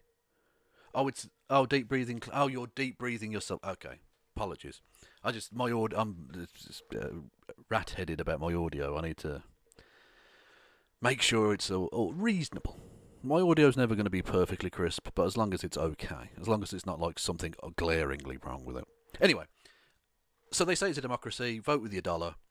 As soon as someone votes with their dollar and says, I'm not going to fund this company if they keep giving money to Tucker Carlson, which is supposedly the ethical capitalism that they keep talking about, right? That if people just stop giving money to shit companies, all of the companies will be super awesome. But then it's like, oh, that's cancel culture. You can't have it both ways. You're literally saying, in order to do ethical capitalism, you have to do cancel culture. In order to do ethical capitalism, you have to say to these companies, if you keep funding these motherfuckers, I will not fund you. I will go to a different company who have ethical business practices, which is, according to these motherfuckers, cancel culture. So they're saying, you have to do cancel culture, and that's how capitalism will be super awesome and great. But if you do capitalism, that means you're a woke-skulled SJW piece of shit, and you're the reason that Western civilization is dying, and the brown people are going to come in and rape your dog. Like, it's just... oh... fucking end me, man. God damn. Now, if you watch Tucker Carlson, a lot of the ads are for Fox Nation. Basically, what I do when I'm like, hey, thanks for watching, go to timcast.com and become a member. It's basically what Tucker Carlson is now doing because many of his sponsors bailed out. I'd like to show you the story. This is what Tucker Carlson was... Yeah, it's almost like people don't want to give their money to like white nationalist filth, or at least once they're called out for having done so. By the way, if you're interested in that sort of thing, I would follow Sleeping Giants on Twitter. I think they also have a Facebook group who do amazing work in terms of what they call defunding hate. So those kind of outlets like Fox News, Breitbart, etc., who are far right garbage bags, and getting companies to take them out of their like media buy. Because that's the thing, when you see like on this website, they don't have presumably he's got ad block on it, right? But when you see like an advert for a company on a website, they won't have necessarily chosen to put their advert on that specific website. They'll go to like a media buy company, and as like an intermediary, they give them money and say, we want X amount of money's worth of adverts on these kinds of websites to reach, the right kinds of people they want to advertise to. So they won't necessarily have picked that news website or that website in general. So when you see an article on like Breitbart and a company advertising, they won't have necessarily chosen that because they're going through an intermediary because it's easier. And Sleeping Giants go track down that sort of thing and go to these companies and say, do you know you're advertising on this website, this hateful bullshit racist website, or this company or whatever? And the company goes, oh shit, sorry, and then they remove them from their media buy because they've got like, in essence, like on Twitter, you can block people you don't want to see, right? Or block people you don't want to interact with, and they do the same thing. They go to these media companies and say, okay, we want to advertise on this kind of site, but not on Breitbart, not on Fox, not on whatever, so that they don't appear on those hateful bullshit websites, because that's bad for PR. And Sleeping Giants have cost these companies fucking tens of millions. They've driven Breitbart into a genuine financial shit pit, frankly. They're a toxic waste, as they always should have been. But now no one wants to go near them, which is good. Was talking about. New court documents say George Floyd had fatal level of fentanyl in his system. Defense attorney argue drug overdose and pre-existing health conditions cause... Yes, dickhead. The defense attorneys. So Derek Chauvin's defense attorney, who is, let's say, not an unbiased figure in this regard, is saying that it was fatal. Floyd's death. This is the defense. This is not the medical examiner. So while Tucker is entitled to his opinion may be wrong. Let's read the story. No, his opinion is wrong. his opinion is wrong. Not maybe wrong, not is possibly wrong, is incorrect. Knowingly so. So it's a lie. This goes back to August 26th. They say, new documents filed in the George Floyd case give new information about the Hennepin County Medical Examiner's findings in Floyd's autopsy. Handwritten notes of a law enforcement interview with Dr. Andrew Baker, the Hennepin County Medical Examiner, say Floyd had 11 nanograms per milliliter of fentanyl in his system. If he were found dead at home, alone, and no other apparent causes, this could be acceptable to call an OD. Deaths have been certified with levels of 3, Baker told investigators. Right, but that's not how what happened, is it? And by the way, just because deaths have been given with level 3 doesn't mean that his system necessarily couldn't handle that, because it's to do with often body mass as well. That's why, like, a bigger person takes longer to get drunk or stoned, for instance. And he was quite a big dude. So 11 nanograms, I don't know if that's enough necessarily, but all I know is it wasn't a fatal, or it wasn't a lethal thing. Because if it was, the medical examiner would have found that, wouldn't they? But they didn't. So drawing in like weird edge cases where sometimes you can get killed with as little as 8 nanograms. So what? So what if you can? I'm sure it's possible. You could have an allergic reaction to fucking penicillin and die. You have to prove that that's what happened in this case, and they didn't. And yeah, and of course there's such a thing as building physical tolerance to a drug as well, which is why, you know, sometimes drug abusers can take a lot more. I mean, Keith Richards was basically heroin for the 70s. He was literally just, he was more heroin than man. In another document, Baker said, that is a fatal level of fentanyl under normal circumstances, and added, I am not saying this killed him. Imagine following that sentence with the other sentence. That's fatal. I'm not saying it killed him, though. Because you know it wasn't fatal. You absolutely know it wasn't fatal. Defense attorneys for the officers have signaled they will argue Floyd died from the drugs and pre-existing health conditions. The new documents say Floyd had a heavy heart, and at least one artery was approximately 75% blocked. Dr. Stephen Nelson, chairman of Florida's Medical Examiners Commission, who is not affiliated with the case, reviewed the files and says that doesn't mean the drugs or health condition is what caused Floyd's death.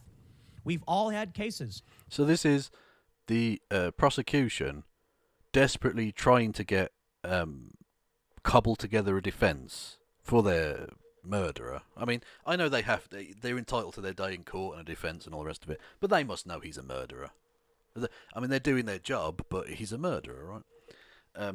So they're desperately trying to cobble together any defence they can by bringing together edge cases where, like, and I have literally seen that, like, 8 nanograms, blah, blah, blah, can be enough to kill a person. Yeah, of course it can, but it wasn't.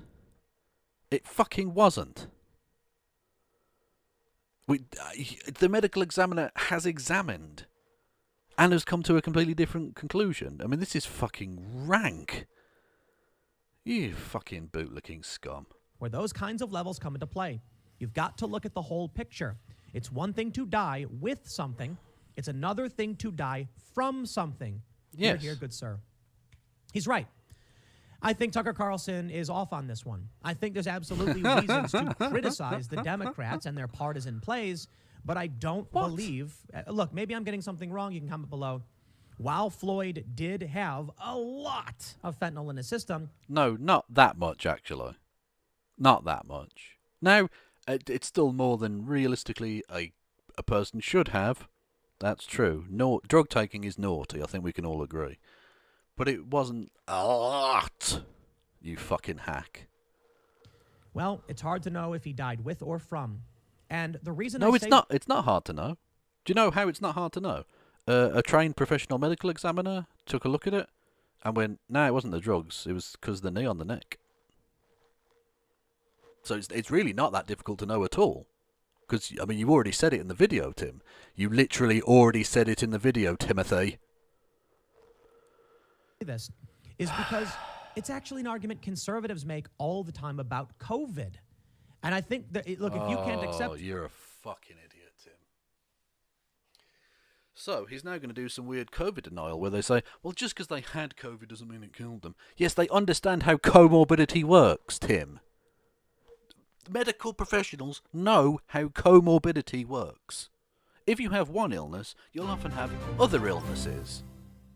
Because it weakens your immune system, it weakens you physically, it weakens you mentally, so in terms of the placebo effect, it can't kick in or anything like that, right? You'll feel shit, especially with something like COVID, because it can be very, very debilitating, right? You can't fucking breathe, you can't taste, you can't smell, you physically run down, all of that. So you often will have multiple diseases, multiple ailments at any given time. But they know how comorbidity works, and they can properly analyse that. Now, is there misdiagnosis? Is there misreporting? I'm sure there is. But is it significant enough to throw off the numbers by enough to say, oh, actually, COVID isn't that big a deal? No, it fucking isn't. COVID's a very big deal. It's a very, very horrible, shitty disease, because even those that survive suffer significant physical ailments afterwards. Some people have trouble breathing. So there's one guy who, because of neurological damage, his fucking teeth fell out. Yeah, his fucking teeth fell out of his head. Like, there are significant medical problems, even for those who survive. Let alone the fact that in Britain we're at 130,000 deaths. In America you're at, what, nearly 500,000? Fuck me. You're getting to Civil War numbers, America. This is madness. But Tim's going to do some little COVID denial shit now because he's a hack. Yeah. I don't know. Maybe you're trapped in an echo chamber. Because let's be real. If someone dies with COVID and they put it down as a COVID death, we have seen many on the right complain about this, and it has happened. Yeah, because they're lying shitbags, yeah. Lord Fritter says, the lethal dose of fentanyl is generally stated to be 2 milligrams. This lethal dose considers that the individual has not developed significant tolerance. Well, thank you for the donation. Hang on, let's have a look at the... Oh, there we go. Copy. Let's have a look at the link that was sent. No, hang on. What? Why won't it copy and paste the fucking link? Copy link, dickhead. There we go. Fentanyl. What is a lethal dosage? Fentanyl is a narcotic or opiate drug. The primary medical use for narcotic drugs is the control of severe or moderate pain. Fentanyl is an extremely potent narcotic drug, blah, blah, blah, blah, blah. Effects... What is a lethal dose? Before discussing the potential lethal dose of fentanyl, it may be useful to establish some perspective for those not familiar with the metric system. There is 1 microgram. A lethal dose is generally stated to be 2 milligrams. But they said, hang on, 1 microgram is equal to 1 in 1,000 of milligram. So hang on, whoa. Unless I'm misunderstanding that this article is suggesting that it's 2 milligrams. But he didn't even have 1 milligram in his body, did he? He had, was it 8 nanograms or something? Am I misunderstanding that? But the autopsy measured the amount of nanograms. So he didn't even have 1 milligram in his system, unless I'm getting that wrong. Am I wrong there? And by the way, even though it says generally stated to be 2 milligrams, it could be lower, obviously, but it could be higher, because not every single person reacts in the same way. Yeah. So unless I'm very wrong on that, 1 milligram equals 1,000 nanograms. Yeah. So yeah, absolutely. So they've got no fucking argument then, clearly. Assuming this is true, it's an article that's been sent to me.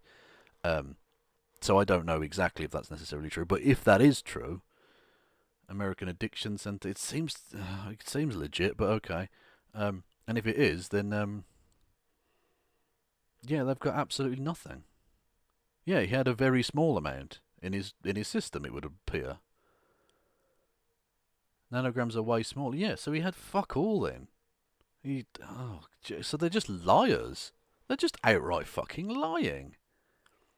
Like, I thought it was within the range of, like, possibility of, like, maybe if he had a very low threshold and a low tolerance, it might be virtually possible. But that doesn't seem at all likely that he could have died from the fentanyl. It seems like he had very little. Yeah. Anyway,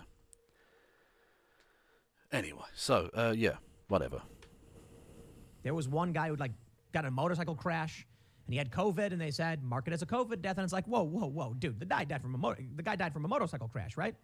If George Floyd had fentanyl in the system, but you literally have cops kneeling on his neck for 11 minutes, and the medical examiner said that's what caused it, I don't know what else to tell you, man. I don't think there's a grand conspiracy. I think the simple solution tends to be the correct one, and tends to be. While it may have played a role, it's possible he would have survived. Much like with COVID, many of these people who, you know, I hear people say comorbidities and stuff. You're confusing me with numbers now. I don't know. Basically, I think the general point is the medical examiner analysed it and he died of the knee on the neck. That's the big takeaway. Even if all of those numbers are wrong, I don't know. But, yeah. Anyway. Stuff are the real cause. They may have survived with those comorbidities. Now, let me show you something. No, but that's the point, Tim. They may have survived with the comorbidities, but it was the fucking COVID that killed them. So yeah, they may have survived with just the comorbidity of whatever the other diseases they had, but it was the COVID that killed them, which is why they get put down as COVID deaths. Fuck me. From NPR, medical examiner's autopsy reveals George Floyd had positive test for coronavirus. Does that mean that George Floyd actually died from COVID? No. Because again, they understand how, again, comorbidity works. Let's say he did have a positive test for coronavirus.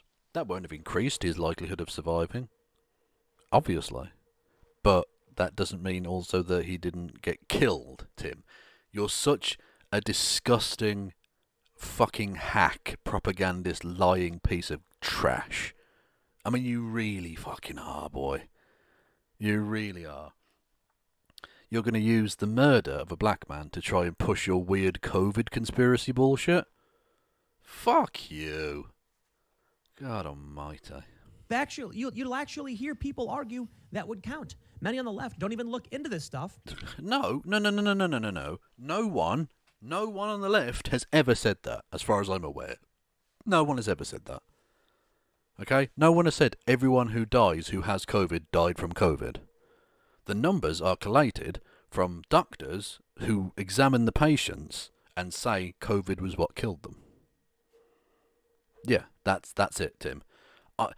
Leftists online, I personally am not contributing to the collation of COVID death numbers. Because I'm not a medical examiner of any variety, just like you and Tucker Carlson. It's doctors on the ground in hospitals and medical centres and fucking tents in some cases, because, you know, things have gone very badly wrong in many places in both Britain and America, who are examining these people and putting them down to COVID deaths. No one is saying everyone who dies who has COVID died of COVID, you lying bastard. And that's led to a very serious problem where people dying with are listed as dying from. In this story from The Conversation, quote, died from or died with COVID-19. What's theconversation.com?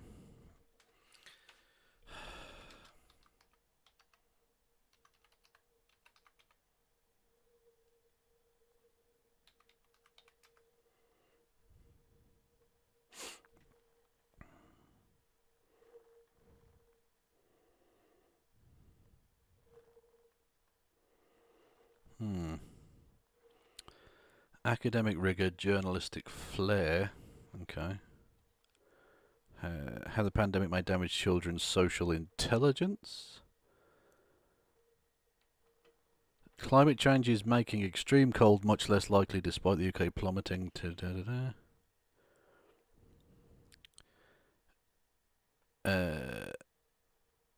act like you're carrying a dangerous coronavirus mutation because you might. Okay.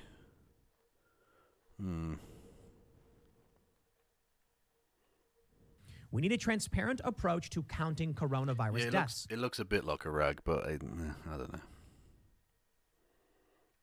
They say the COVID-19 death toll is reported every day by state and federal governments.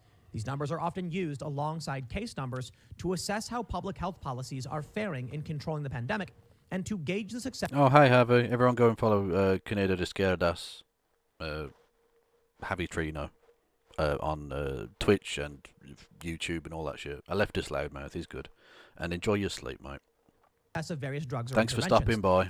There's been confusion, however, over whether reported death stats reflect those who've died from COVID or those who've died with COVID.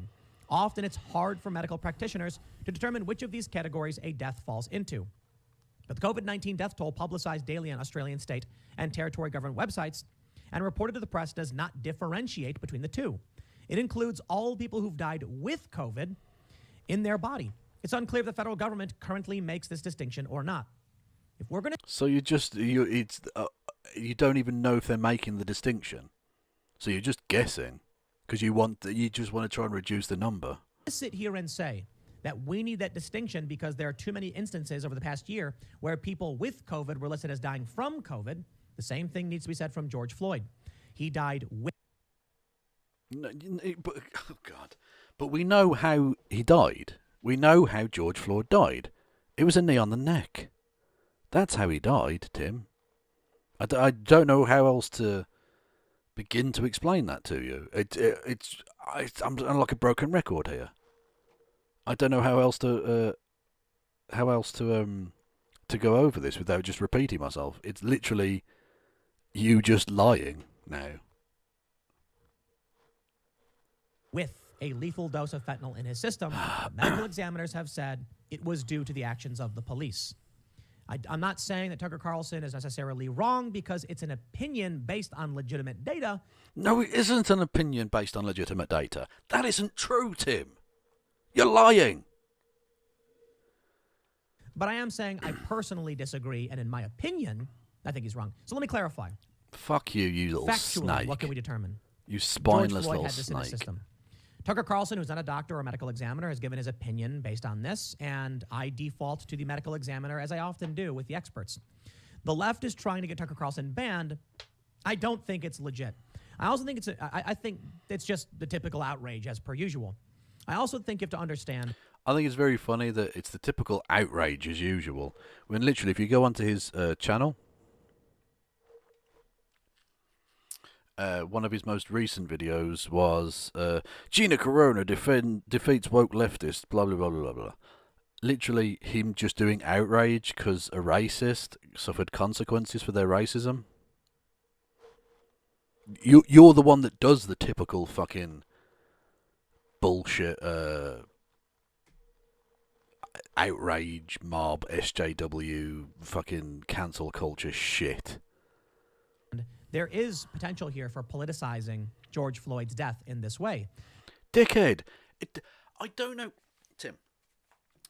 The basic facts are a police officer killed a member of the public. That's already political. Just that in of itself. An employee, an agent of the state, killed a private citizen. That's political. I don't know how it can't be. Not just that, but it's part of a larger narrative in America about racialized policing and the murder of people of colour, right? Again, that's another layer of politics. It sparked a rebirth of Black Lives Matter movement and a movement for justice which spread across the entire fucking globe. It's become one of the largest social movements of our age. I don't know how much more political this thing can possibly be for you to say, it's possible it could get politicised. It's the most political thing in the fucking world. It literally is. Other than maybe the UN, which literally covers every inch of the globe to some extent, right? Other than the UN, well, what's more political than this? I'm at loss for words. Fucking hell. What a dickhead. Look, this is the kind of idiot who thinks that fucking arses in video games is political. Kneeling at a football game is political. Both of which are political to an extent, but if they're political, then this is like super uber political. Super politics. The medical examiner could actually be pressured to ignore the fentanyl and turn it into a social justice issue because basically everybody was angry, and it does happen. That doesn't mean it's definitively proven it did. So listen, I am a man of... You're a twat, is what you are, Tim. ...of requiring evidence. Hands up if you've ever seen Tim Pool give evidence for anything. Yeah, I don't see many hands up. Both literally and figuratively, of course. There is evidence to suggest it could have played a role, but then we have the medical examiner's statement. If Tucker Carlson has other medical examiners who have issued statements to the contrary, I think it's important to hear. What are the medical examiners? There are no other medical examiners, Tim. He doesn't have any information of anything. He's not working on some different set of information. It's not ignorance. He's a liar. But for the time being, the medical examiner has straight up said, this doesn't mean that he died from fentanyl. We often see people die with and not from. That's important. Yeah. If you think the medical examiner is lying and you think he's bad at his job, I can respect the opinion in that regard, but... Why? Why can you respect that? He has literally no reason to disbelieve the medical examiner. He has no reason in the world to disbelieve them, other than a politically charged will to try and undermine the murder of a black person by a police officer because you're bootlicking authoritarian scum. That's the only reason you can possibly have to distrust this person, because I don't even know that person's name, let alone their record. I have no reason to disbelieve them at all. Now, they could be wrong. You'd have to prove that, though, wouldn't you? Of course. But you don't, because you can't. Neither can Tucker Carlson. I'm not going to go in that direction. Sorry. As for the woke outrage, y'all need to chill. But I get it. It's the grift, right? Tim Pool's accusing someone else of grifting. Kill me.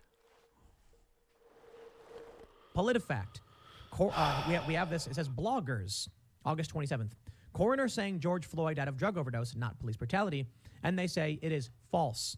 The two autopsies conclude his death was a homicide, which means his death was the result of another human.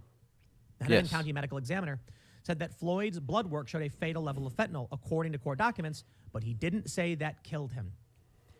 I suppose there are people who just don't agree with the medical examiner. You're allowed to. I mean, you are allowed to. You are definitely allowed to, but you do have to have a reason for. And you don't. This is the thing. When they say, I'm entitled to my opinion, no one's saying you aren't entitled to your opinion. But if it's wrong, and I can prove it's wrong, I'm going to call you out for it being wrong. Because you're just delusional. Or lying. Either way, I don't need to respect that. You're still entitled to your opinion. Absolutely. You can believe whatever fantastical bullshit you like. But in terms of putting that out into the public square, yeah, I'm going to fucking criticise you for that. Because it's wrong. That's on you. Tucker apparently doesn't.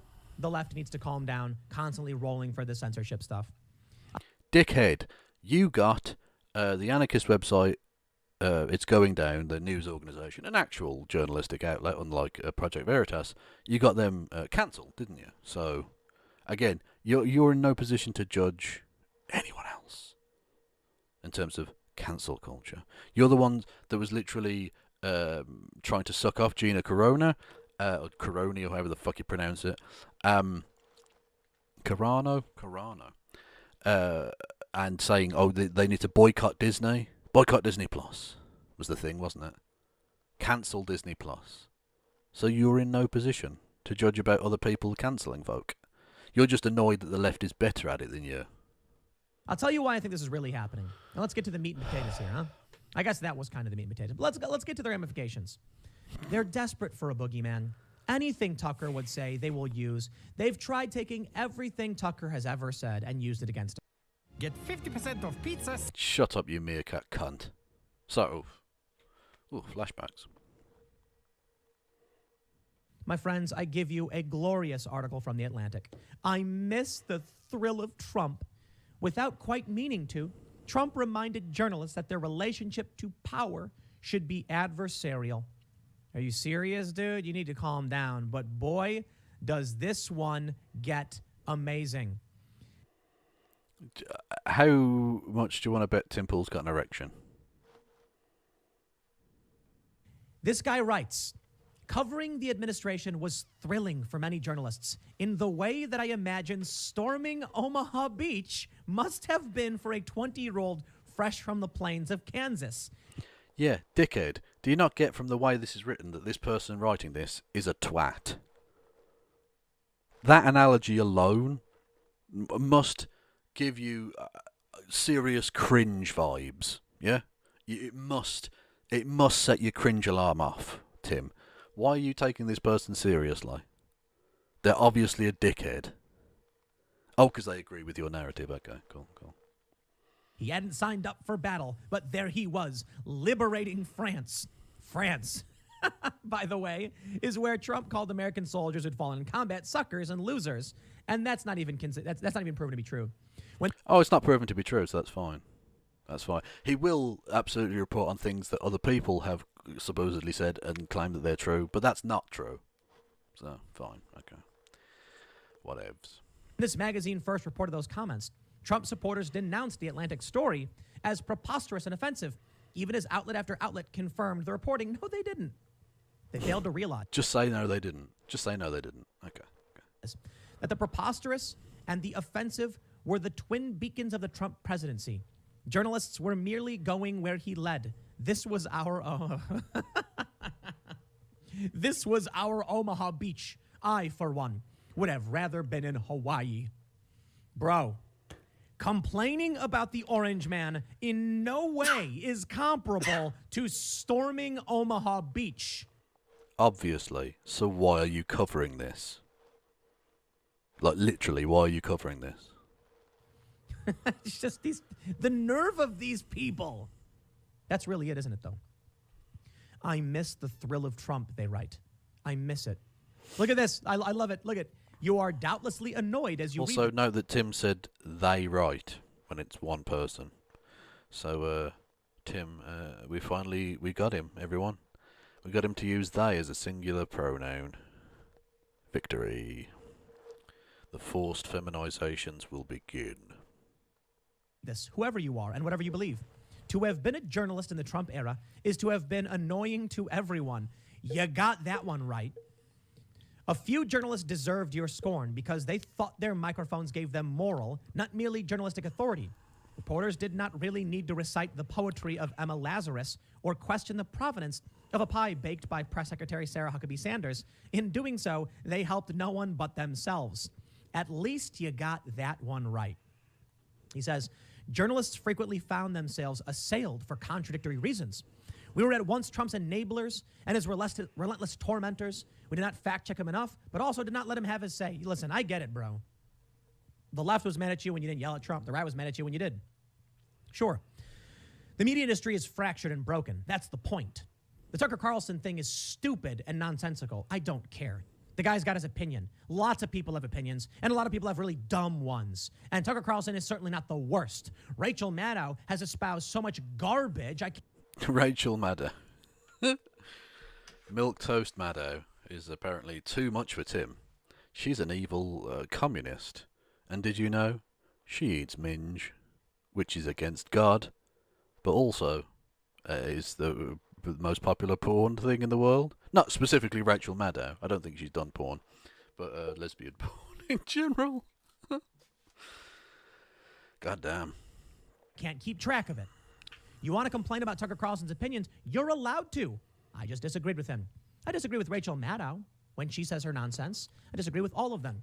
I personally happen to think Tucker Carlson tends to do a much better job than the left. What a surprise. Who's surprised?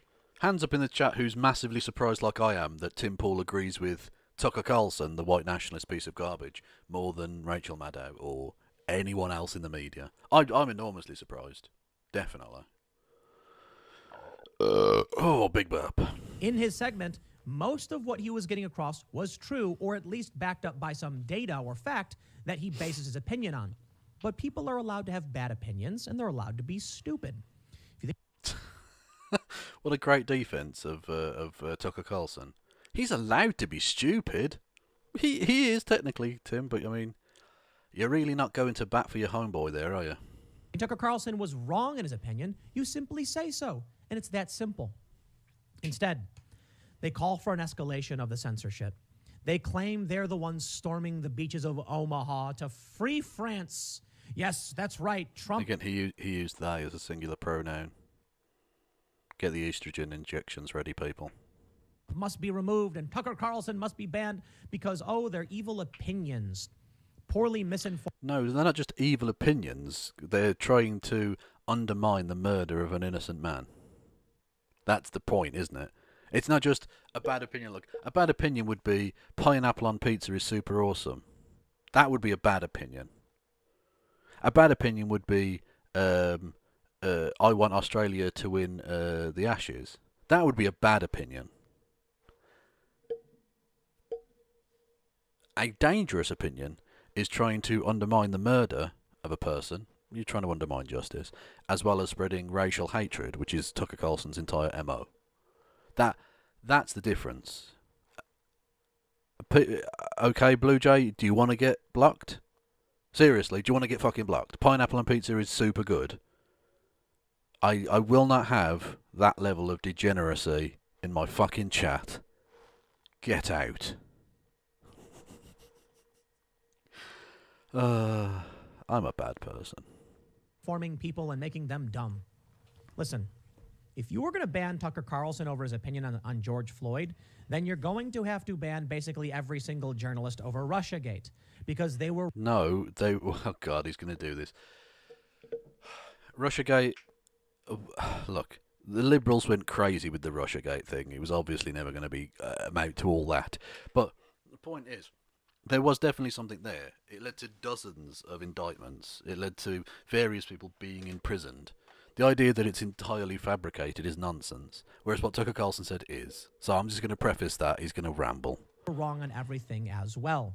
Everything. They were wrong on everything, which is why there were loads of people put in prison, because they were wrong about everything. I called them out for it. I happen to think Tucker Carlson is wrong on this one, but I can understand why he believes what he believes. At the time, because you're also a fascist. I said, I'm not convinced, but hey, I understand why these people think so. I met with many prominent journalists and asked them what they thought about Russiagate. And I had some... Many prominent journalists. What do you reckon the Breitbart people? I can't believe I've engendered such a group of people in my mods that like pineapple on pizza. I mean, these. I'm going to have to reassess where I'm going with my life. This kind of degenerate filth cannot be allowed to stand. It's... I mean, come the revolution, we all know what's happening with the pineapple people, don't we? Come on. Some journalists from this magazine, The Atlantic, look at me in the face and say, I think he did it. We've got the evidence, man. Trump really was colluding with Russia. Definitely.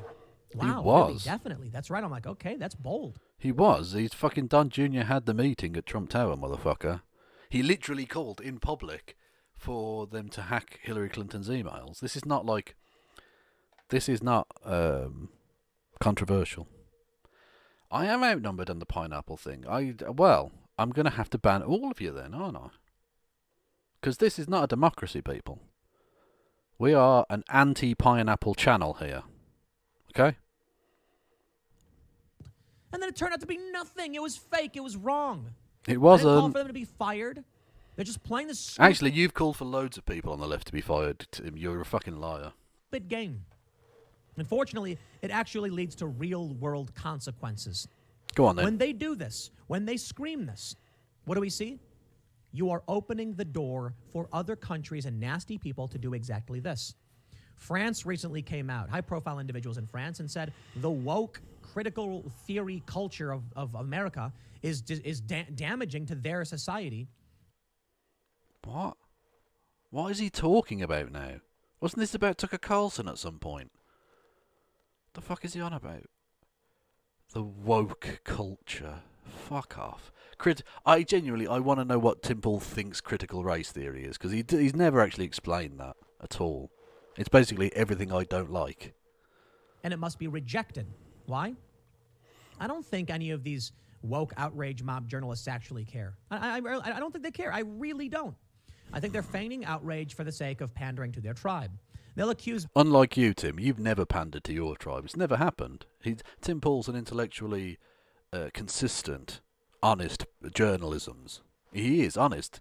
Yeah. Can I get some J's in chat for journalism, please, everyone? I think that's something that Tim Paul definitely does a lot of. So I want some J's. J me up, peeps. Me of the same thing. But, dude, I literally just said I thought Tucker Carlson was wrong. Okay? I'm not here to defend... Yeah, and then you defended him. Then you sucked his dick. So, I mean, I really don't care, Tim. And the guy, I'm here to actually fact-check the guy and say I disagree with his assessment. I understand why he said it like I said. And I think y'all are calling for a boycott and feigning this outrage is ridiculous. You know what they should have said? Very calmly and simply, actually, they should be saying what I'm saying. They wouldn't need to... They should be saying what I'm saying.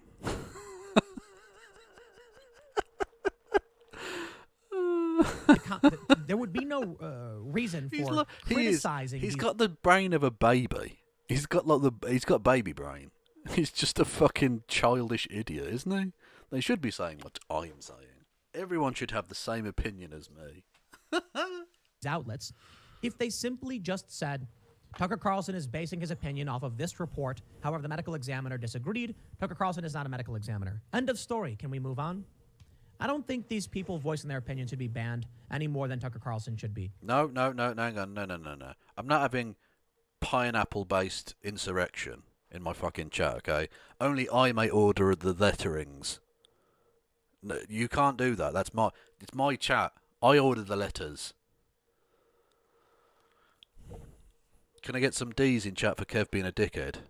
D. We want D's in the chat for dickhead. But what they're doing, like I said, has real-world consequences. This ridiculous article. Take a look at this story. The BBC is now banned in China, 1 week after CGTN's license withdrawn in the UK. It's more of a tit for tat. I don't think it's necessarily the fault of woke journalists. I'm not trying to draw a complete correlation. Yeah, because it's got nothing to do with woke journalism. It's because the BBC put out a fucking documentary about the Uyghur Muslims. There was a documentary, which I'm sure he will probably explain in that article. Does he link any articles underneath his video? No, of course he fucking doesn't. What a surprise. Anyway, but in an apparent tit-for-tat move, BBC banned from, according to... Well, it doesn't, I can't... From the first paragraph, I can't get it. But basically, the BBC put out a documentary about Uyghur Muslim genocide that's taking place in America... in Xinjiang, China. And the Chinese were unhappy about that, so they've banned the BBC. It's a tit-for-tat nonsense move, you know. What's more important, an Ashes win or being able to play Ashwin? Oh. Well, it's no shame not being able to play a genuinely class spinner in Asia. So winning an Ashes, I think. Also, fuck Australia. No, bless. I thank you for asking me about cricket, but no one cares about cricket here. I do, but very few people else do. In my chat, that is. Yeah. Anyway. That's part of the reason I'm doing this right now, because cricket don't even start till 4 a.m. here, so I need to fill the time. That's not true. I'm only joking. Well, he does start at 4, but I mean, I'm not just filling time. I'm, doing a thing. I'm just saying, when you start espousing the censorship, outrage culture, then Tim, you open the door. You have tried to censor people consistently. You shitbag. Fucking hell. Hang on, there's a link in chat. People are linking me stuff in chat. Consistently. Shut up, Logan. Anyway. What have we got here? What's this nonsense?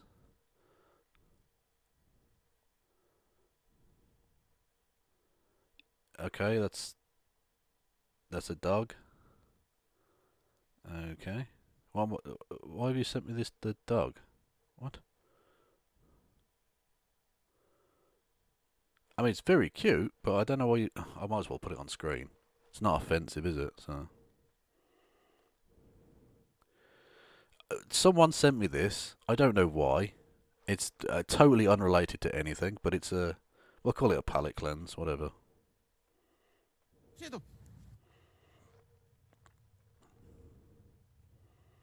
Papa Dog.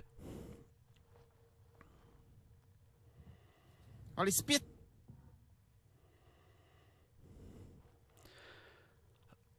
Okay, but 255 AD, bless you, but why have you sent me this? Is it relevant to anything? I don't get it. I don't know why you've sent me that. It's a very cute dog, though. Has to be said. It's a cute pupper. Hang on, someone else is sent. Okay, I'm not getting fucking sidetracked with all this shit. But I will. I'm not getting fucking sidetracked with all this shit. Oh, that's what I just said, Kev. Thank you. We go to live chat. Someone sent me another link, didn't they? What's this? I'm afraid you're. Oh yeah, the horrible Eldritch Jordan Peterson. I'm not watching that. It's fucking nightmare fuel. Other countries do the same thing to the outlets you do like. Now, China has their reason for banning the BBC. You know, their CGTN's. He looks like your old dog. Yeah, he's a beautiful dog. Actually, looks a little bit like a dog my dad's old dog, Bailey, who was a big old fat chocolate brown lab / Staffordshire Bull Terrier mix. Absolute beautiful beast. Thick as pig shit. I mean, one of the stupidest dogs ever. She once jumped up for attention to a moving van.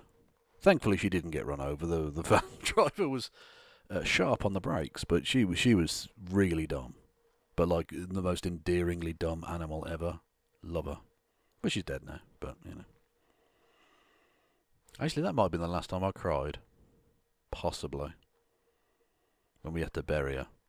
We dug. It was in a person's backyard, and we buried her. And I couldn't bring myself to put the dirt on her face. I started crying. I couldn't put the dirt on her face. It was too much. God, that was painful. Now I'm just morose. Oh God. Ugh. Oh, you showed me pictures of puppers.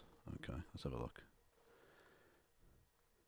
Oh, yeah, that does look alike. But that's the last link I'm looking at now, okay? No more links. I mean, you can send them, but I won't look at them. That's a beautiful puppy dog. Aw. Babies.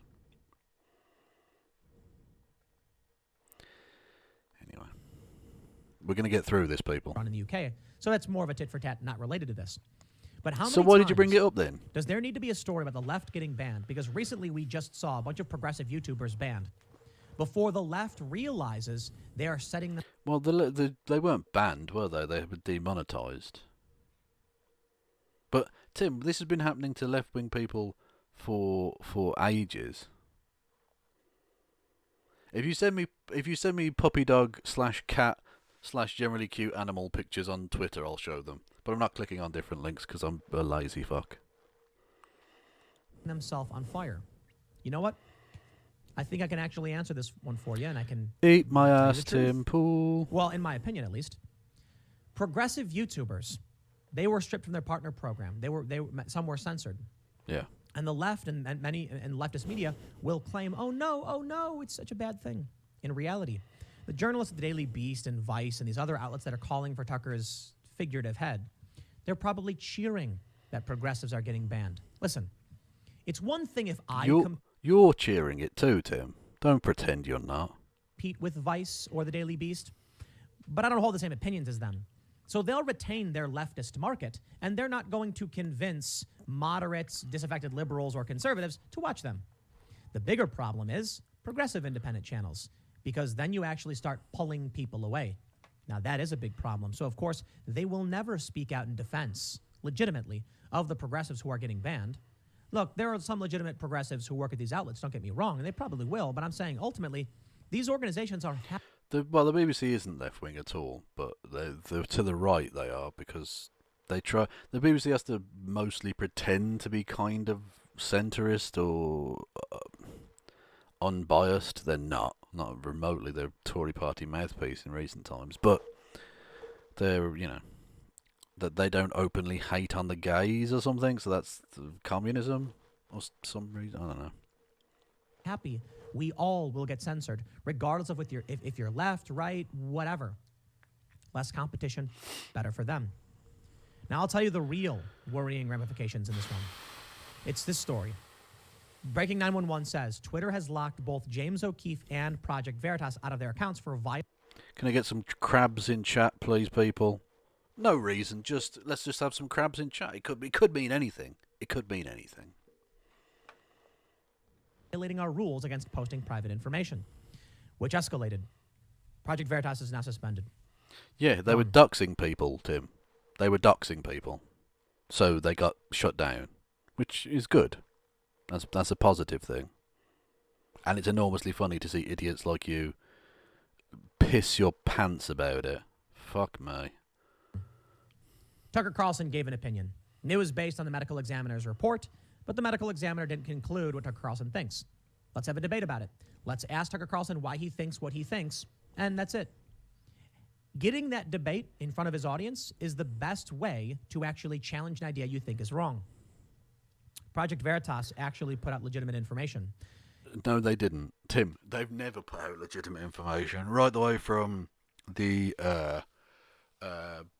selling baby parts body story, selling baby body parts story that they put out, which was lies, all the way through to their most recent bullshit about election voter fraud during the election, where they literally paid a guy 40 grand to lie. They were not putting out proper information. They were doxing people. They got fucking banned. I'd say that's justice. Information that was threatening to the powers that be. So No, they've nuked information that was threatening to private citizens. Veritas. There was no big question. There was no outrage campaign. Just one day, Project Veritas was banned. Yeah, because they were doxing people. You haven't mentioned that, have you, Tim? I wonder why. They couldn't have the campaign. What would they complain about? Project Veritas is putting out misinformation. What's the misinformation? Literally, it's just a video of someone talking. Well, it's out of... Yeah, it's out of context, Tim. They're misrepresenting everything they say. Yeah. Context. Sure. Doesn't the mainstream media do the same thing all day? Yeah, but you criticise them for that, but yet you will support Project Veritas when they do it. Again, to reiterate the point I made at the very start, you pointing that out points out your own hypocrisy here, Tim. Pointing to the other kid and saying they were doing it too doesn't make you less guilty of the thing. Every day? Isn't basically every interview that's ever been edited in any way misleading or out of context? No. What are you talking about? Like, there are perfectly legitimate journalistic ways of editing footage to get to, like, the pertinent information. And I would happen to guess that maybe most of the things you see are that, at least for the most part. There are some outright fabrications and lies based on selective editing, creative editing. But most of them are just... they've got like a 2-minute window on the news, so they've got to get in the clips they can get in. Like, it's not misleading if they're literally publishing the thing that the person said, and it's like literally the thing they meant to say. They're not trying to make them say a different thing or try and cut it to make it seem like they're saying a different thing. He doesn't even understand the basics of media. You know, people don't realize this. When I go and sit down with an interview, or when I would, with these big networks, I did an interview with Time Magazine. They didn't press record and say, Tim, tell us what you want to say. They asked me questions. They then edited those answers to questions they ask later. Let me break it down for you. We've done this advice. I've done this before. You sit down with someone and you say, tell me about your life. Tell me about your job. What do you do? And then the producer will say, once the recording's done, they'll say, okay, Tim, can you ask these questions? They'll have a sit-in or a stand-in or even nobody. So let me start over. I'll be sitting in front of the interview, the subject, right? Maybe it's a guy who builds igloos, and we want to learn about igloos. I'll sit down in front of him and say, tell me about building igloos. Say whatever you want to say. They'll talk for a long time. Then that person says thank you and leaves. I then stare at an empty chair, and they'll say, okay, Tim, ask these questions. And I'll go, But how do you make the igloo? Well, how do you lift the heavy blocks of ice? So you're admitting that you have engaged in deceptive editing practices yourself. You have knowingly asked questions to an empty chair so that you can misinterpret the answers given to questions. Like, you're literally saying, I'm the kind of sleazy scumbag who does this. Okay. Fucking hell. I mean, why should I take you seriously then, Tim? You haven't got a leg to stand on, bro. How do you carve the ice? The goal is you have now this fake conversation they edit together. That's how the media operates. And they would accuse me or these independent channels of being the fake news. They've always done this. So when you think you're getting a conversation, it's like the journalist will ask a question, what is your favorite food? And then the person goes, well, I just happen to really like pad thai. That's not a real interview. The questions were asked later. They were edited. And you might actually have, here's my favorite part, is the out of context stuff, where the journalist could go, what's your favorite food? And the person would go, well, most people would say something like, I just really like pad thai. But my favorite food is, in fact, orange chicken. And then what they'll do is they'll remove the front and the back so that you only hear the person say that they like pad thai. That's how they manipulate. Yeah, that's how you have engaged in manipulating people in the past, Tim, yes. Do it all the time. You think it's a joke, you think it's a meme. It's not. That's why we need real, raw, conversations and podcasts. That's why I don't like doing digital interviews for Timcast IRL, because I want it in person and raw, live, right there. None of this digital stuff that could be who knows what. Except on the occasions where you have done that with, say, Stephen Crowder. Look, I don't know how much I care about this, to be completely honest. But look, I see stories. If I want to talk about it, I talk about it. This one I thought was interesting because Tucker said it was fentanyl, and I disagreed. But I also disagree with the woke mob trying to get him banned. The woke mob. That's their new thing, the woke mob. Also worried about Project Veritas being banned. That's disastrous. Disastrous? Disastrous? You can decide for yourself what you think. I'll leave it there. Next segment is coming up tonight at... Shut the fuck up. Anyway. So, yes, that was Tim Pool being an idiot. He literally just... He's... Fucking hell, what a dumb bastard. Really, what an unbelievably stupid human being. No one sent me any dog pictures on Twitter. I'm disappointed, people. I'm disappointed in all of you. Anyway, I'm only joking. I'm not. Anyway, so I wanted to take you through this article. Moving on from Tim. The less said about that, the better, because Tim Pool's an idiot. Anyway, this I thought was a really good article, making a good point, because this sums up a lot of what I've been saying over time on my channel. So I'm going to read you this and sort of comment as we go along. This is referring to Edmund Burke, who was a British philosopher, politician, whatever. Anyway. Reading Edmund Burke shows that conservatism is all about defending traditional hierarchies. Studying the writings of Edmund Burke, the father of modern conservatism, reveals something important, that right-wing intellectual thought is little more than a series of dressed-up defences of conventional social relations and traditional hierarchies. And that's very, very fucking true. I think we've all seen that with their anti-trans stuff and their anti-feminism and things.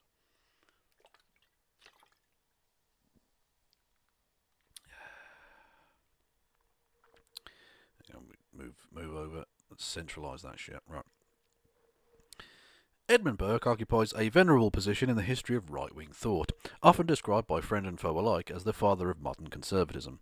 No doubt this would have surprised the opinionated Irishman, who... Oh, he's Irish. Oh, okay. I thought he was British. Well, I suppose it would have been part of Britain. Doesn't matter. No doubt this would have surprised the opinionated Irishman, who largely saw himself as a practical politician with nothing but disdain for pretentious intellectual scribblers. But no one gets to decide how history will remember them, if it deigns to, and Burke's most enduring legacy has proven to be his extensive writings on politics and aesthetics. Burkeanism is a mercurial and even intentionally ambiguous way of approaching the world, one that regards the human capacity to reason as fundamentally limited and consequently venerates established social relations and the wisdom allegedly embedded in tradition. in many ways, it's fundamentally anti-modern and has indelibly stamped the history of conservative thought.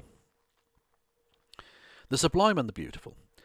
Despite his later revulsion at ne'er-do-well philosophers, Burke began his life as something of a bohemian intellectual. He travelled the European continent, engaging with the controversies of the era, but he was always uncomfortable with the most radical streams of contemporary thought. Now, bear in mind that when they say radical streams of thought, on this, the time, we're talking about the 18th century.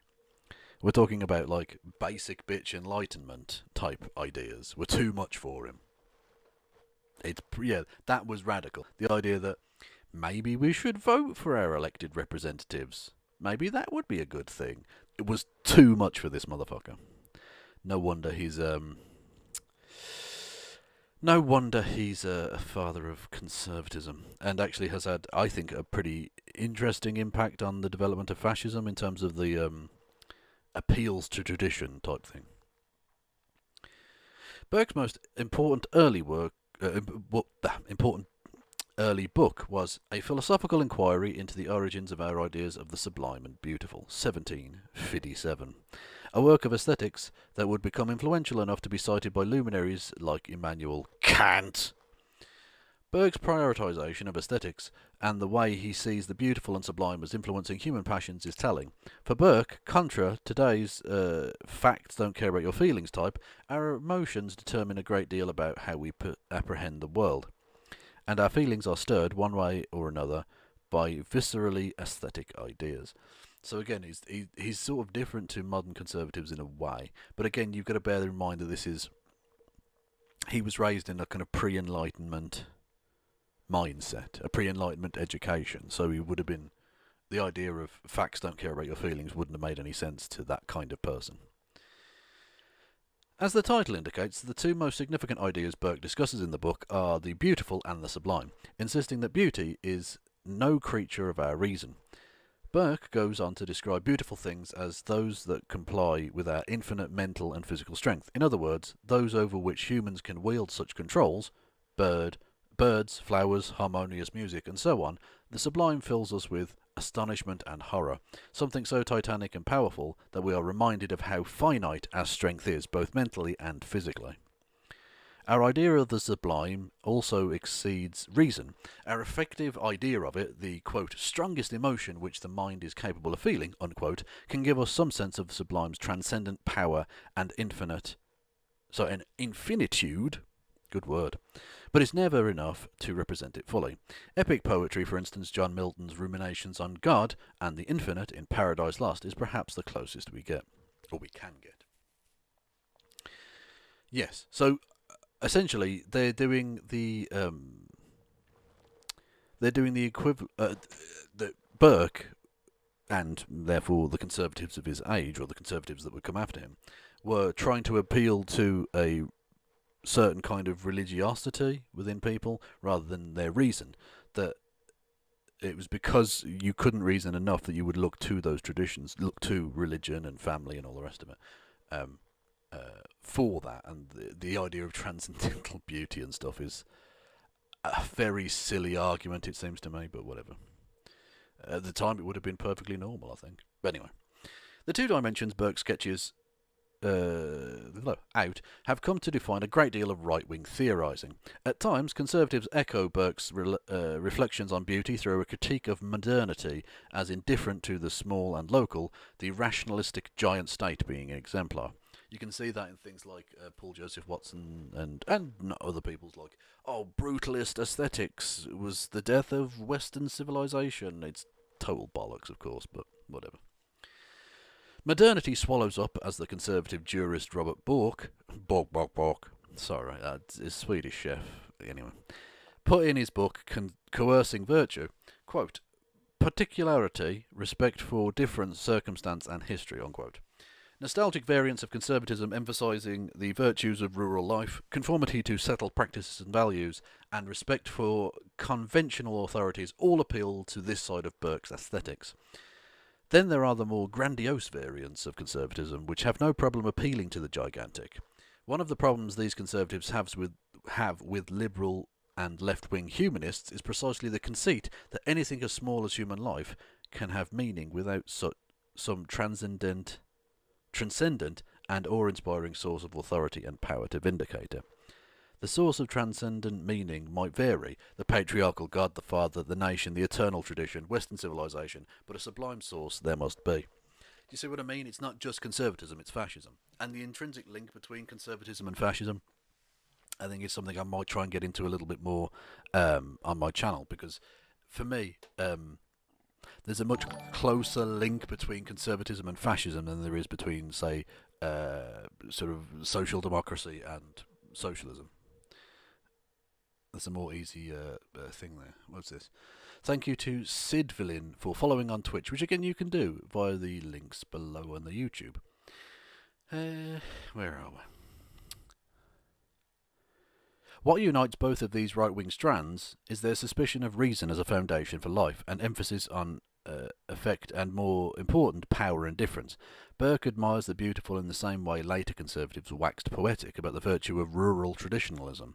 Both embody a form of life characterised by regularity, a sense of order and harmony, and a rationalisation of our limited reason and power. To behave otherwise, conservatives argue, is to bring about chaos, or even worse, to fall into a kind of Luciferian hubris, questioning what should be merely revered and obeyed. Again, it's the abandonment of that rationalisation that I fucking despise. The idea that just because it's some old thing, it must be revered and obeyed is, like I say, that's, you can see the continuum of how you go from like basic bitch conservative all the way through to fascist, because there's that reverence of something that you can't begin to even affect. It's that seeding the ground of your own agency. It's saying, I'm not even capable of doing this thing. There's this thing that's so much above me. Now, there are things that are above you, in the sense that there are things you can't control. An earthquake happens, whatever. But the idea that social convention, or religious doctrine, or even social pressures outside of normal pressures, like the idea that you should have to wear a burqa or something like that, right? Those kinds of things, those kinds of religious, social doctrines and stuff, shouldn't be anywhere near this. This is not how a society post-Enlightenment should possibly begin to fucking work. That kind of religious, not quite fundamentalism, because it doesn't have to be a fundamentalism, does it? But that kind of religious type thinking, I fucking despise it. And that's not to say I despise religious people. There are plenty of good religious people. But the idea that you're inherently wrong if you're not that kind of bullshit, I have nothing but fucking contempt for.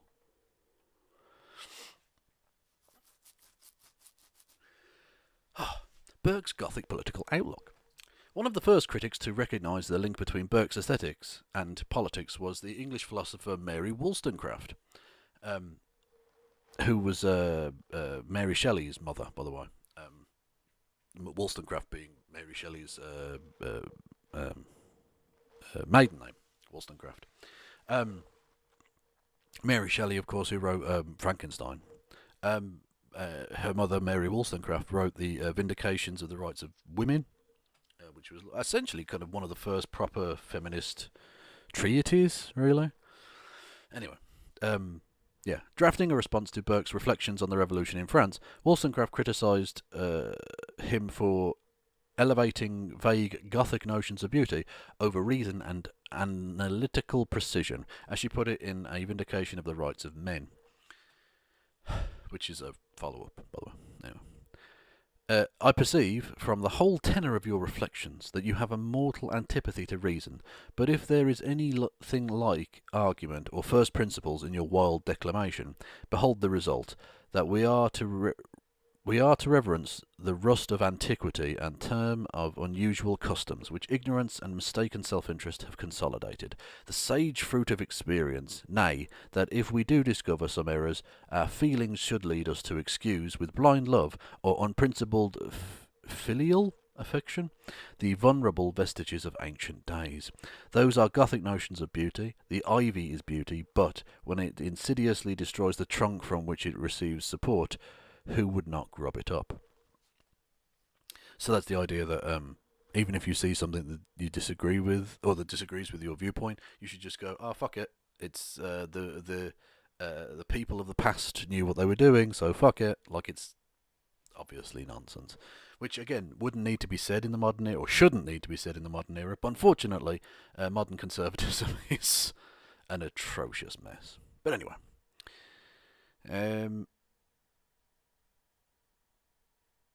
yeah. I think I'm gonna leave it there actually. But what I will do is I'll copy the link to this in the both of the chats, and you can go and view it at your pleasure if you so wish. But I'm gonna leave it there actually. I think I'm gonna go and eat, maybe get a nap, maybe watch some cricket later or something, and I will be back again at what time? Oh, that's the happy hour intro. That's not what I'm doing at all. I'll be back at 7 p.m. UK time, which is today in UK time, or 2 p.m. Tomorrow if you're in the US, because it's still yesterday in the US. You're in the past.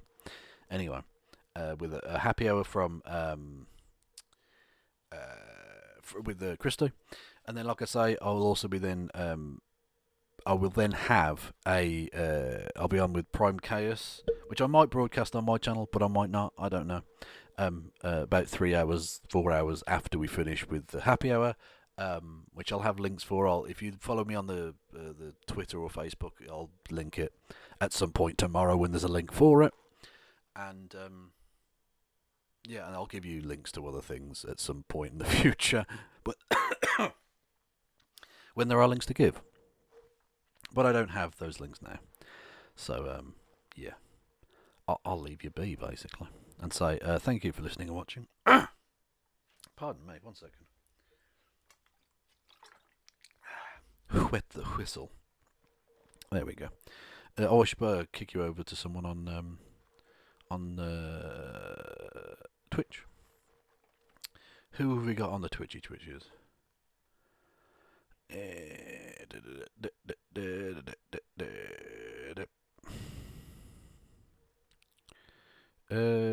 Chud Logic, I suppose. Oh no, they're doing a thing. I don't know if that's any good. Okay, Anna the Nugget then. Yeah, you can go over and check out whatever the hell they're doing. And I will be back. I'll be back later with a stream about stuff. Some serious stuff, some not so serious stuff. And thank you all for listening and watching.